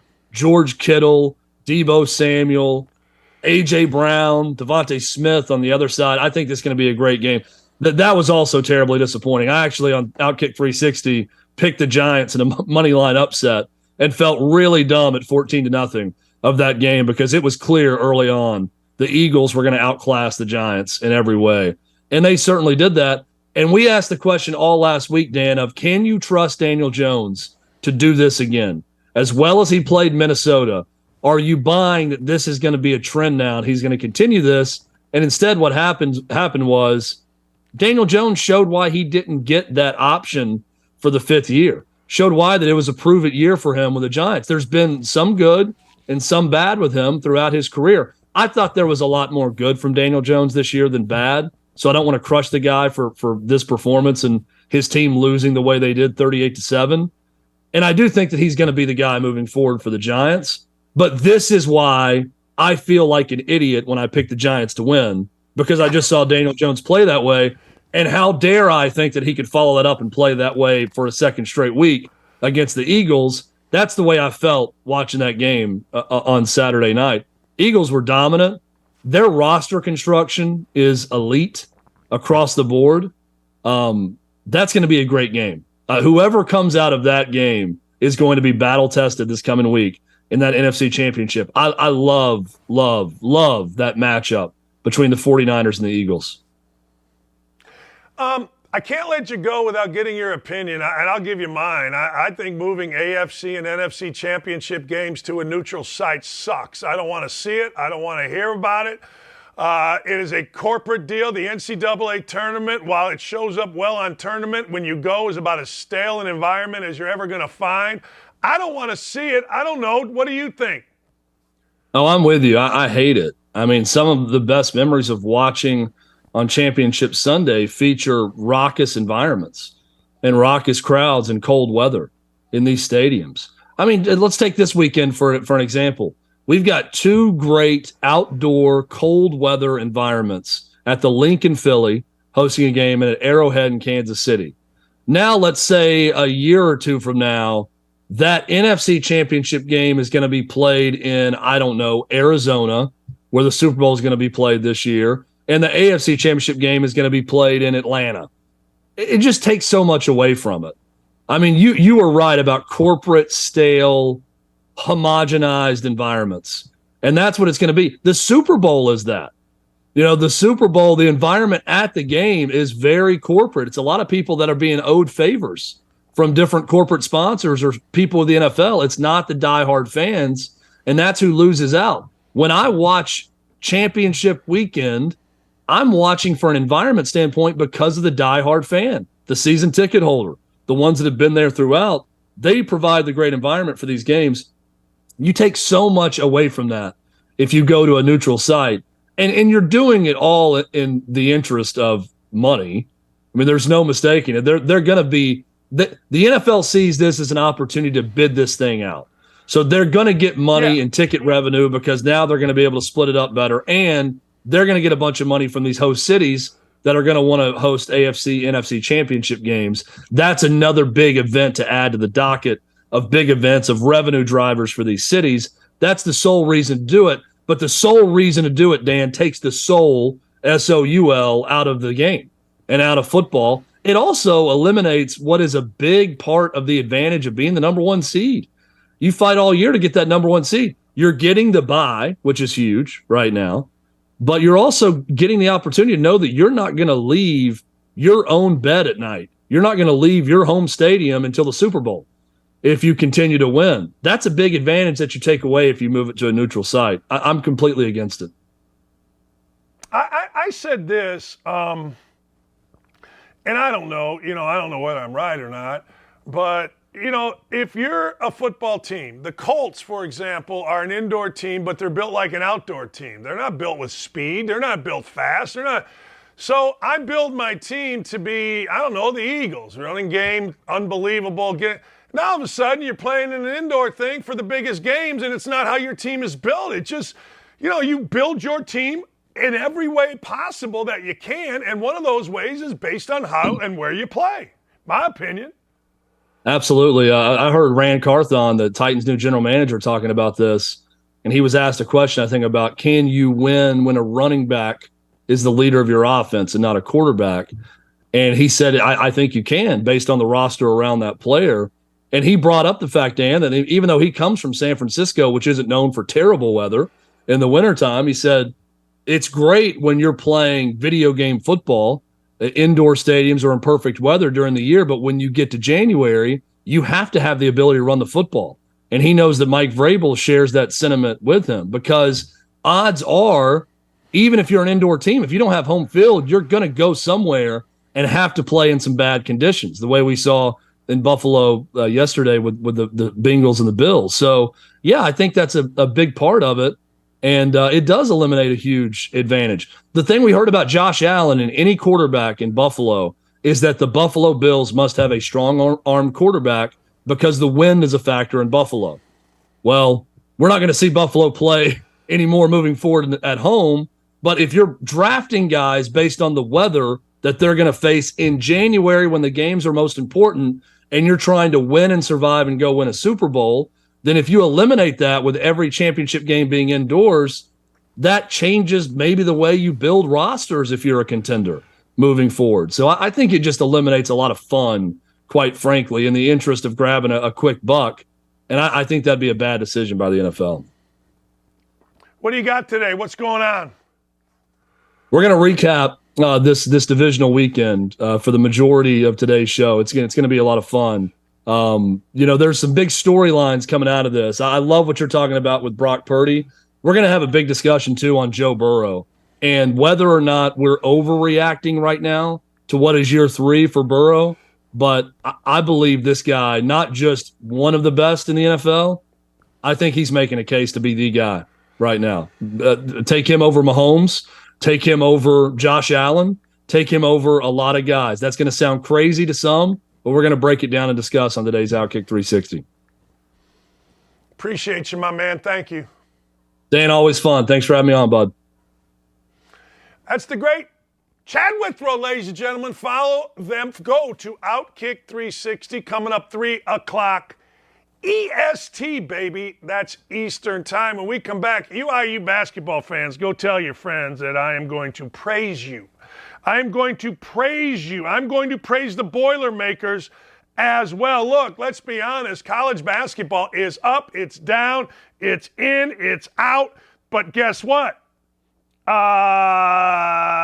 Indiana is playing better than anybody. Purdue is the number 1 team in the country. I have got some stock ups and stock downs, and I think you're going to agree with all of them, particularly the stock downs. A couple of them are political, but I got to tell you, I've just had enough, and I'll tell you what else. I've had enough of pain in the ass little BS wide receivers whining, sulking, moaning, complaining. I've had enough. And I know you have too. Look, if you're an adult male or an adult female and you have some sack, you're tired of wide receivers after losses blaming everybody else, storming out, complaining, going at the quarterback. It's exhausting. They suck. They do. And I've had enough. Little wide receiver guy. It's almost like, all right, there's a class. And in that class, we're going to teach you little D-bags, you little wide receivers, how to be D-bags. And after this class, guess what? Then you're going to go onto the court, onto the field, and you're going to be good until it goes bad. We'll talk about that. We'll talk about why ABC News can kiss my backside. That's right, ABC News, a legacy media, America broadcast company, can give a big smooch on my left or right cheek, wherever they decide. And of course, our president is lying again. But IU basketball fan, Purdue basketball fan, keep it right here. You're going to love it. You're going to love it. College football's in trouble. There's a lot of people trying to keep it from happening. I think it's a general consensus across the college football landscape. We want to play football. College football is a huge part of the fall. It's a huge part of Americana itself.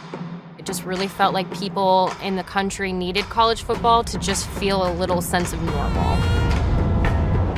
Big news from the Big Ten as the conference releasing its 10-game football schedule. We go home thinking that we're going to be practicing the next day.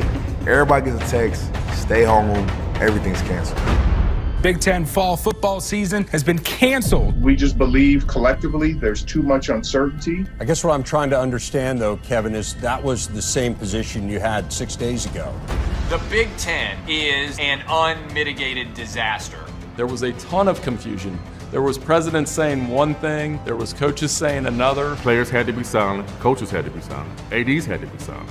People said, how does what you just did make any sense? And nobody really knew what the heck happened when they voted to cancel the season. You make this huge historical announcement, and then Kevin Warren never does a press conference to explain it. It was like a masterclass in how not to handle a crisis. The word really that was lacking in all this is transparency. It felt like a lot of stuff was happening behind closed doors. Even today, we still don't know what occurred. So you don't tell us parents, that's fine, but you're not telling the young men that it affects. We have to make a decision to save the season.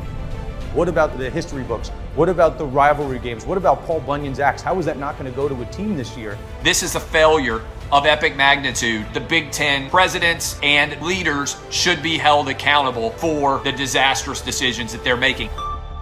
Then the commissioner doubles down, saying his decision will not be revisited. And that's the point. It felt like a war was declared on the Big Ten and Kevin Warren. Everything turned political. Because if this is medical, then you would have stopped the game of football a long time ago. I think the Big Ten leaders will tell you that they probably made a mistake in hindsight. If I had the chance to do it all over last year, I would make the same decisions that we made.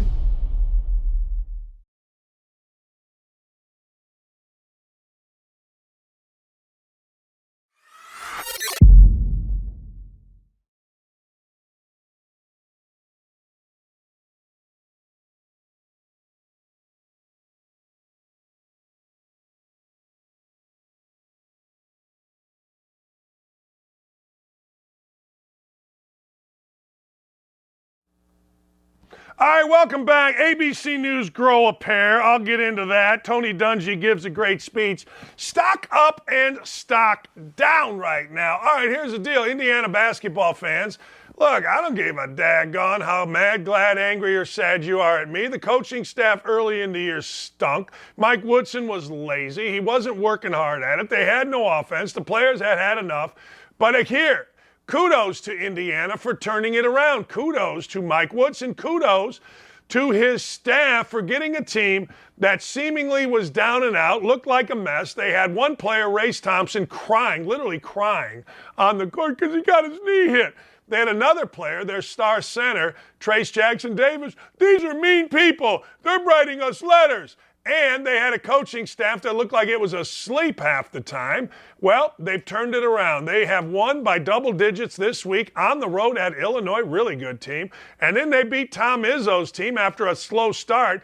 They went ahead and beat Izzo's team by double digits as well. There is nobody currently playing basketball in this country that is playing it better at the collegiate level than Indiana University. And there's only one guy in this country, Zach Edey from Purdue, that is playing as well as the star center, aforementioned star center, Trace Jackson Davis of Indiana. So congratulations, stock up to IU's Mike Woodson and his staff. Am I going to say I was wrong? Of course not. I wasn't wrong. Woody's daughter can get mad at me. The little guy with the Indy Star can get mad at me, but I wasn't wrong when I called the entire operation a clown show. I wasn't wrong when I called out the coaches. They weren't doing their job. So basically what I'm saying to you, Indiana fans, is you are welcome.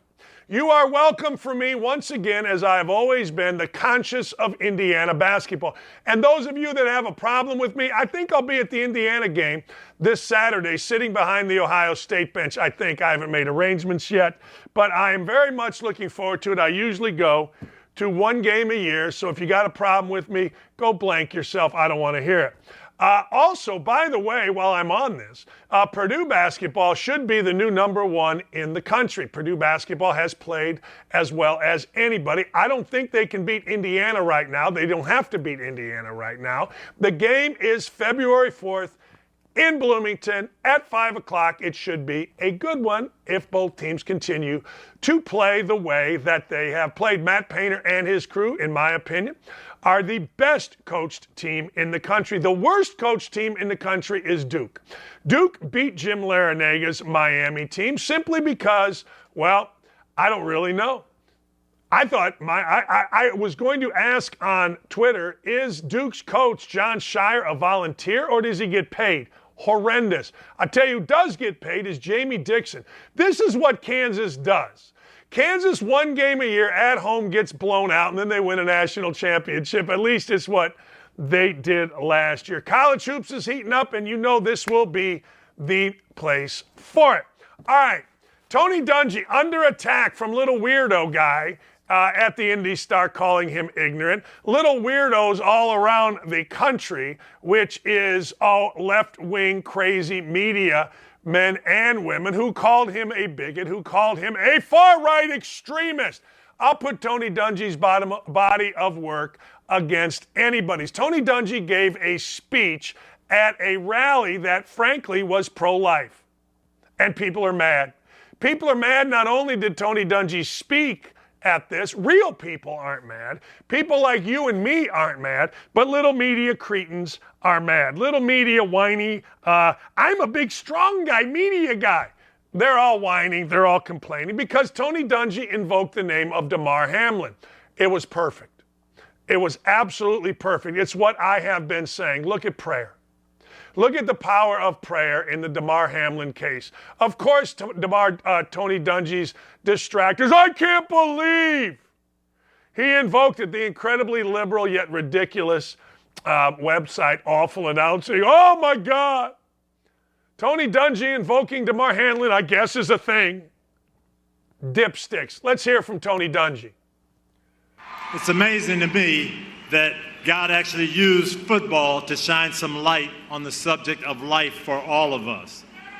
3 weeks ago, during a game in Cincinnati, something happened that impacted our entire country. A young man named Damar Hamlin of the Buffalo Bills made a routine tackle and his heart stopped beating right on the field. It could have been tragic, but something miraculous happened. The team medical staff rushed out, they got Damar's heart started again. But you know what? That wasn't the miracle. The real miracle was the reaction of everyone to that. The announcers on the broadcast, what did they say? All we can do is pray.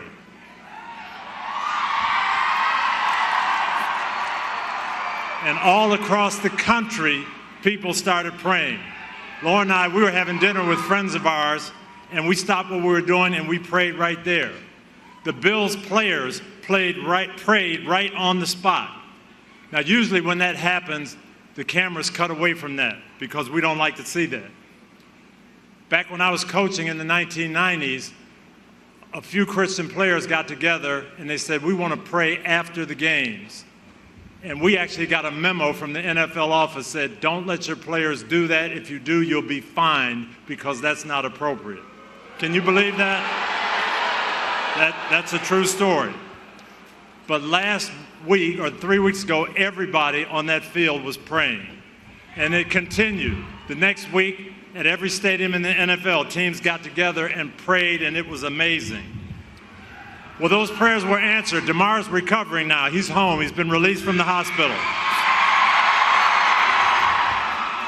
But what's the lesson in that?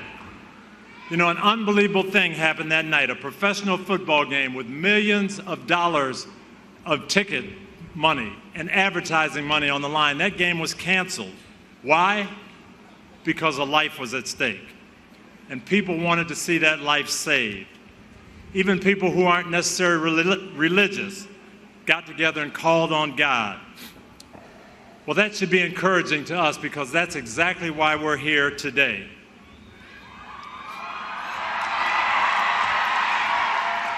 Because every day in this country, innocent lives are at stake. And the only difference is they don't belong to a famous athlete and they're not seen on national TV. But those lives are still important to God and in God's eyes. Psalm 139 tells us that God is watching every one of these young bodies as they're growing in their mother's womb because He placed them there. Now, we know that there are a lot of people in this country that don't believe that. They don't see these babies as being important. They don't even see them as lives. So what can we do about that? Well, I think we have to take a lesson from Damar's story. We have to pray. We need to pray with the same fervor that we prayed with during that week, because God answers prayer, and He will answer these prayers to save these precious unborn lives as we go forward. So if we do our part, we'll save more and more of these lives. But that can't be the end of the story. When God does give us more of these lives, what are we going to do to nurture these children and help them grow? Please welcome my wife, Lauren, as she gives you some answers to that question. That's awesome. Now, he got criticized for that speech, not because of the words, but because it was easy for liberal media to just say, can you believe he invoked Damar Hamlin?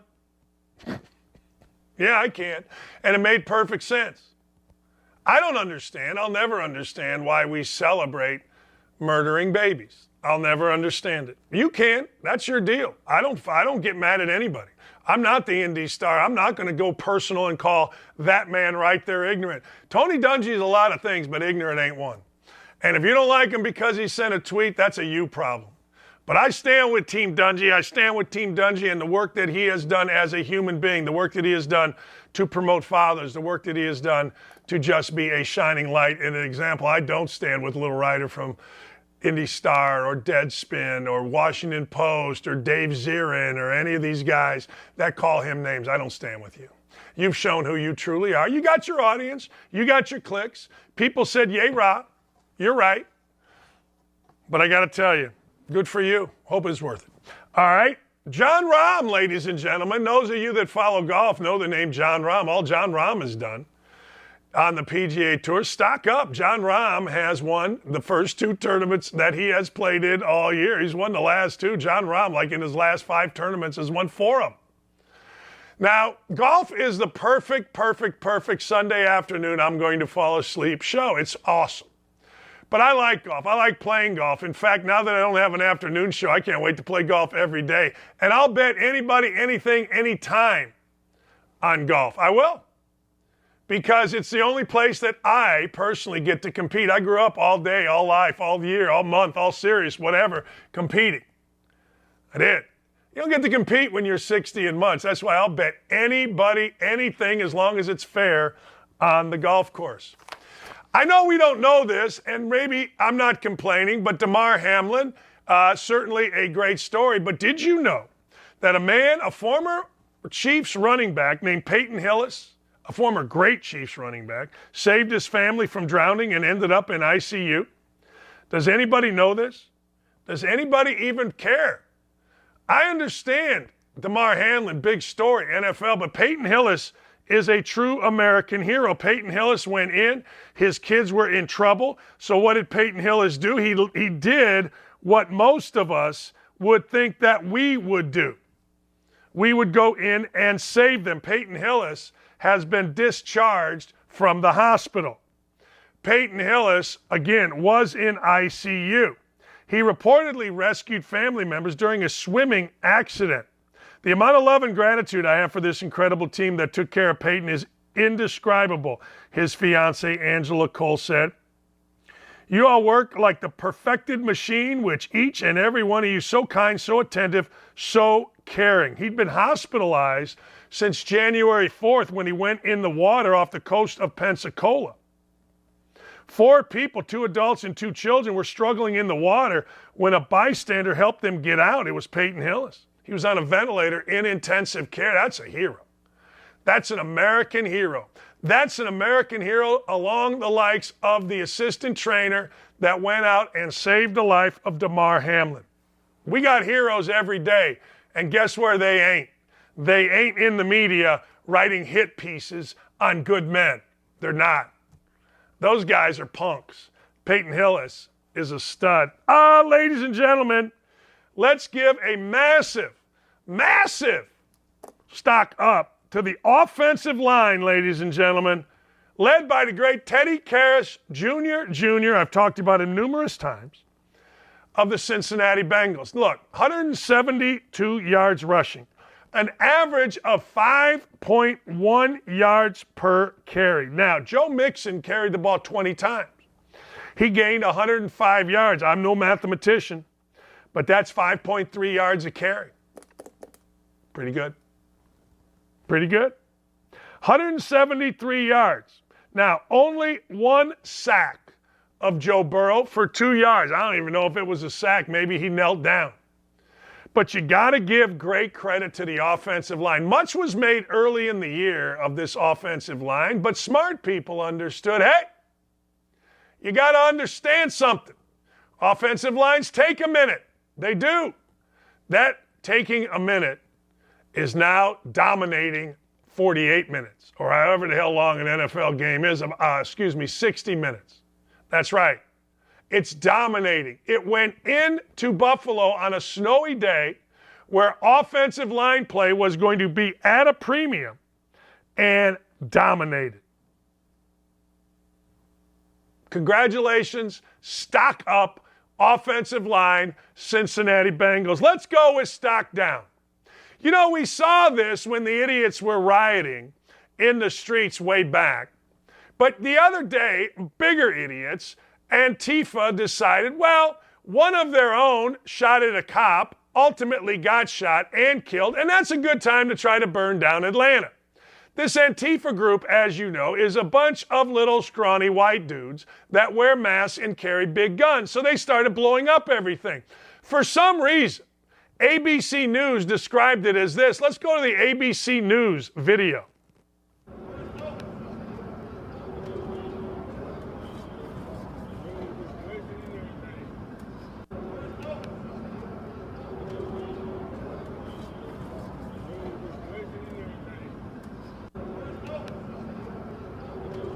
Did we not have ABC News describing it as a peaceful protest? ABC News described this as a peaceful protest. Peaceful protest? Cars are on fire and it's a peaceful protest? I don't think this is very peaceful. I don't think there's anything peaceful about it.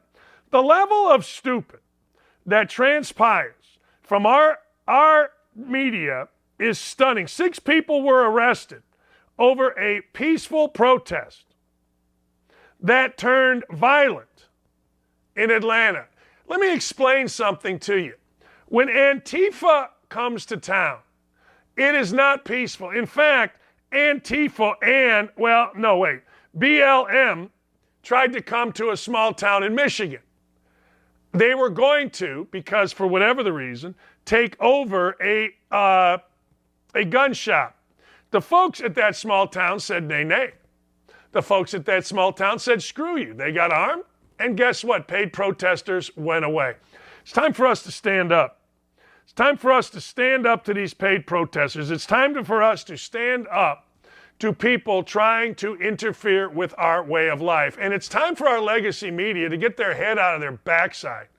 I mean, look, here at OutKick, we're kicking the crap out of everything. Everything.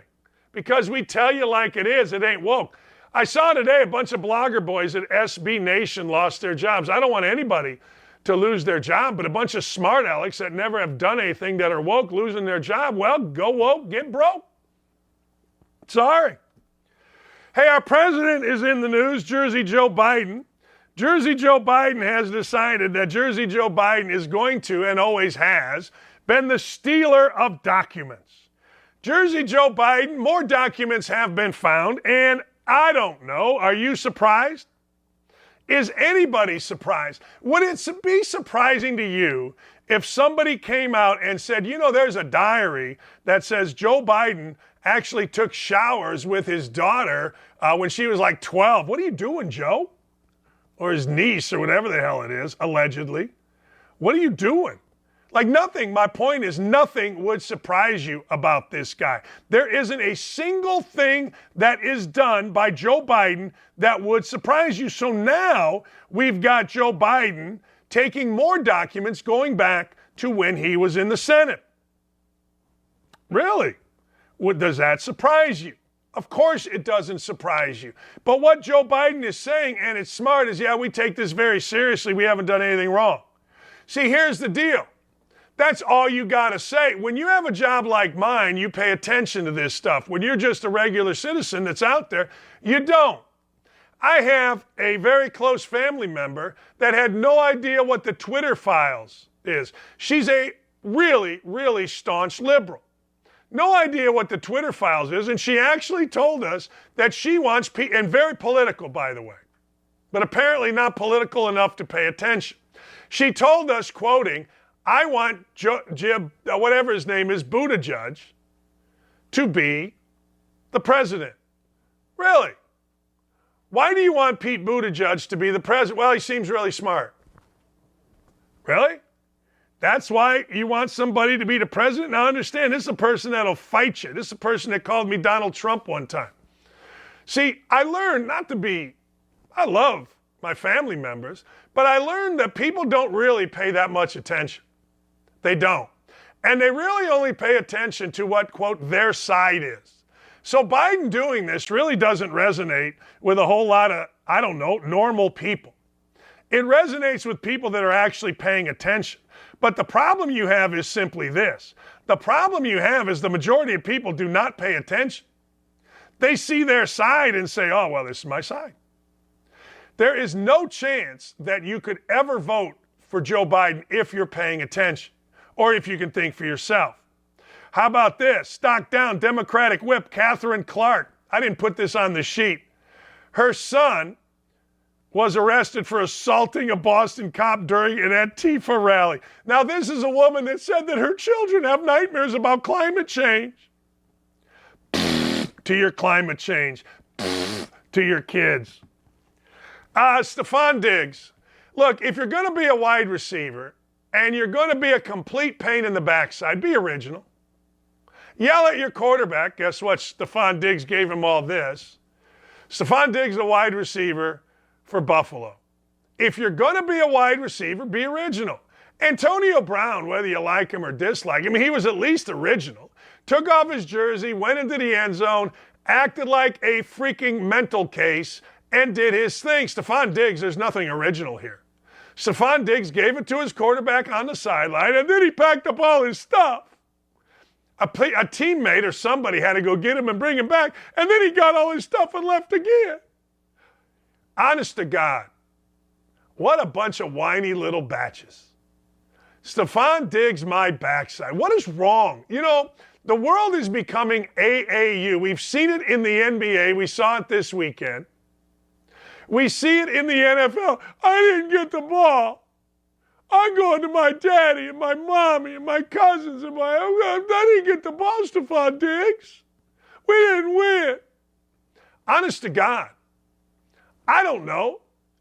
Somebody needed, and probably still needs to, just put him over your knee and paddle somebody. People need paddling these days. Put paddling back in schools.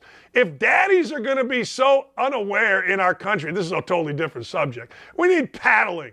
We need Sister Christopher making girls drop to their knees to see how high their hems are. We need Father Ward that'll just punch you.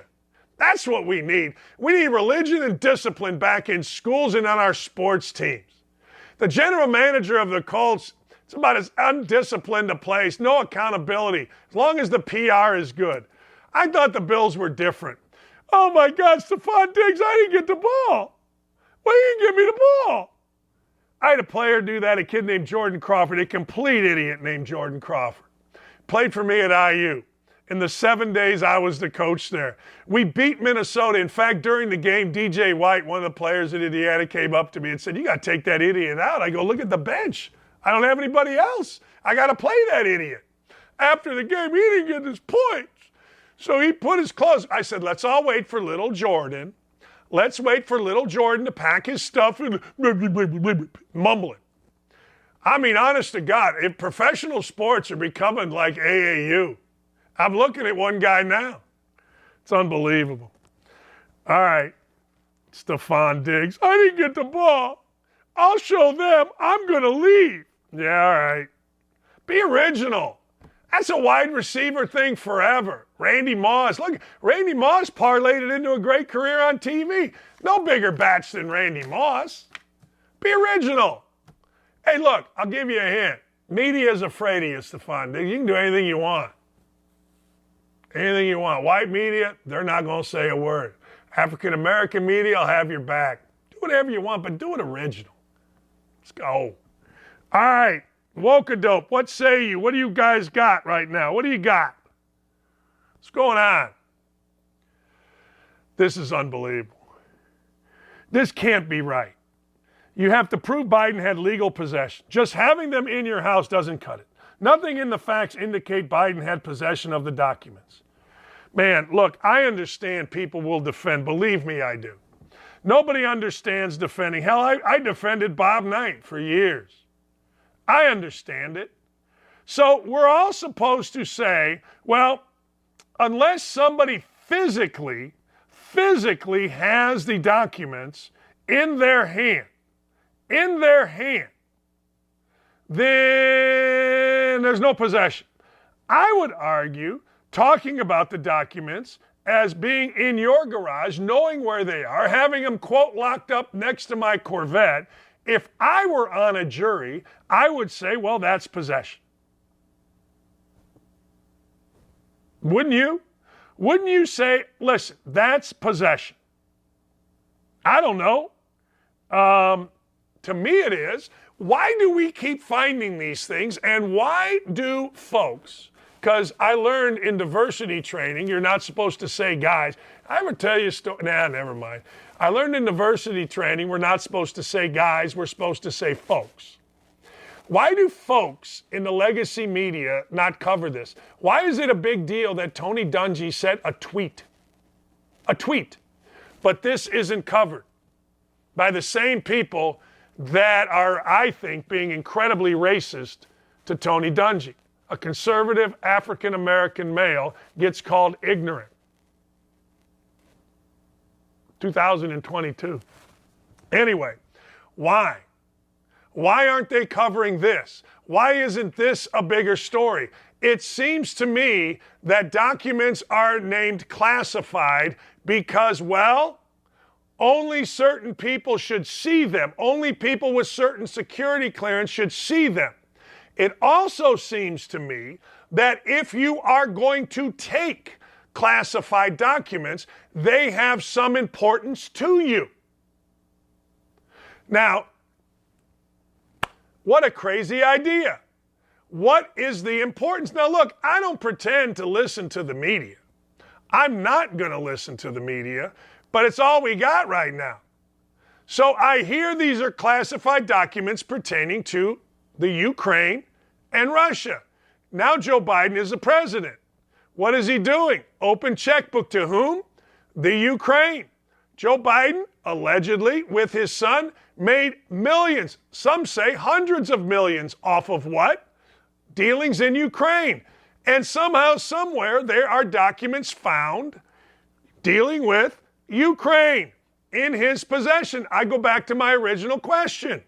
Doesn't it make sense that if you are going to take documents, you take those documents that pertain to you and have something of importance to you? Now, here's the question. Why are these being found? Why are all of a sudden these documents being found? And they're being found allegedly by Biden's people. Why? Why are they all of a sudden being found? Is this an orchestrated effort of clarity? Look, we know you're going to find out anyway. Here they are. Doesn't feel like that. Is this a democratic way of, I don't know, saying we're tired of Joe Biden? We know he has dementia. We know he's a liar. We know he cannot tell the truth in public ever.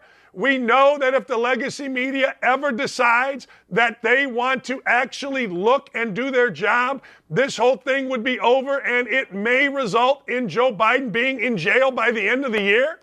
So they're trying to get Joe Biden out of here? It seems like that. It sure does.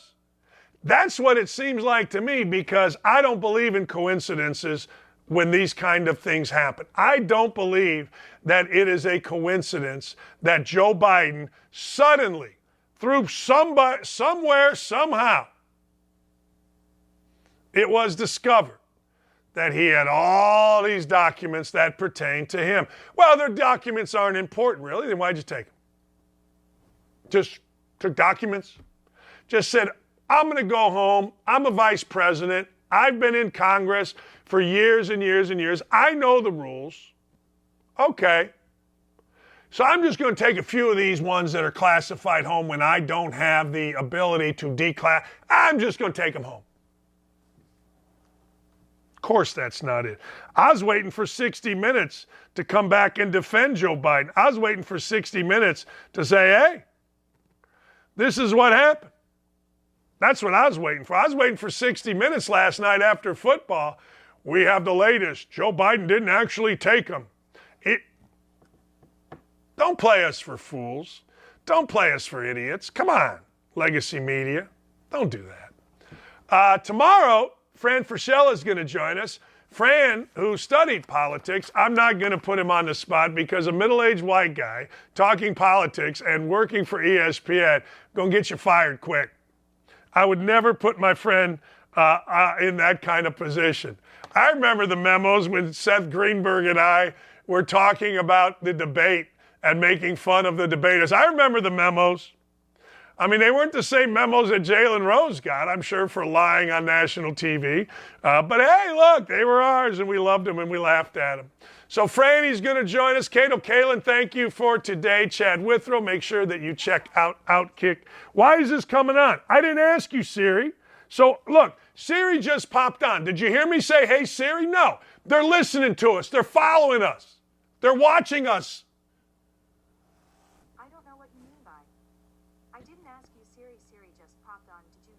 See? See? Siri all of a sudden's listening. Get off here, Siri. Hey, Ryan and Dylan, thanks a lot. Chuck, Davey, Corey, Aaron. Man, thanks, everybody. We're going to be right back at it tomorrow, Gary, and I swear to God, we'll be better. See you tomorrow.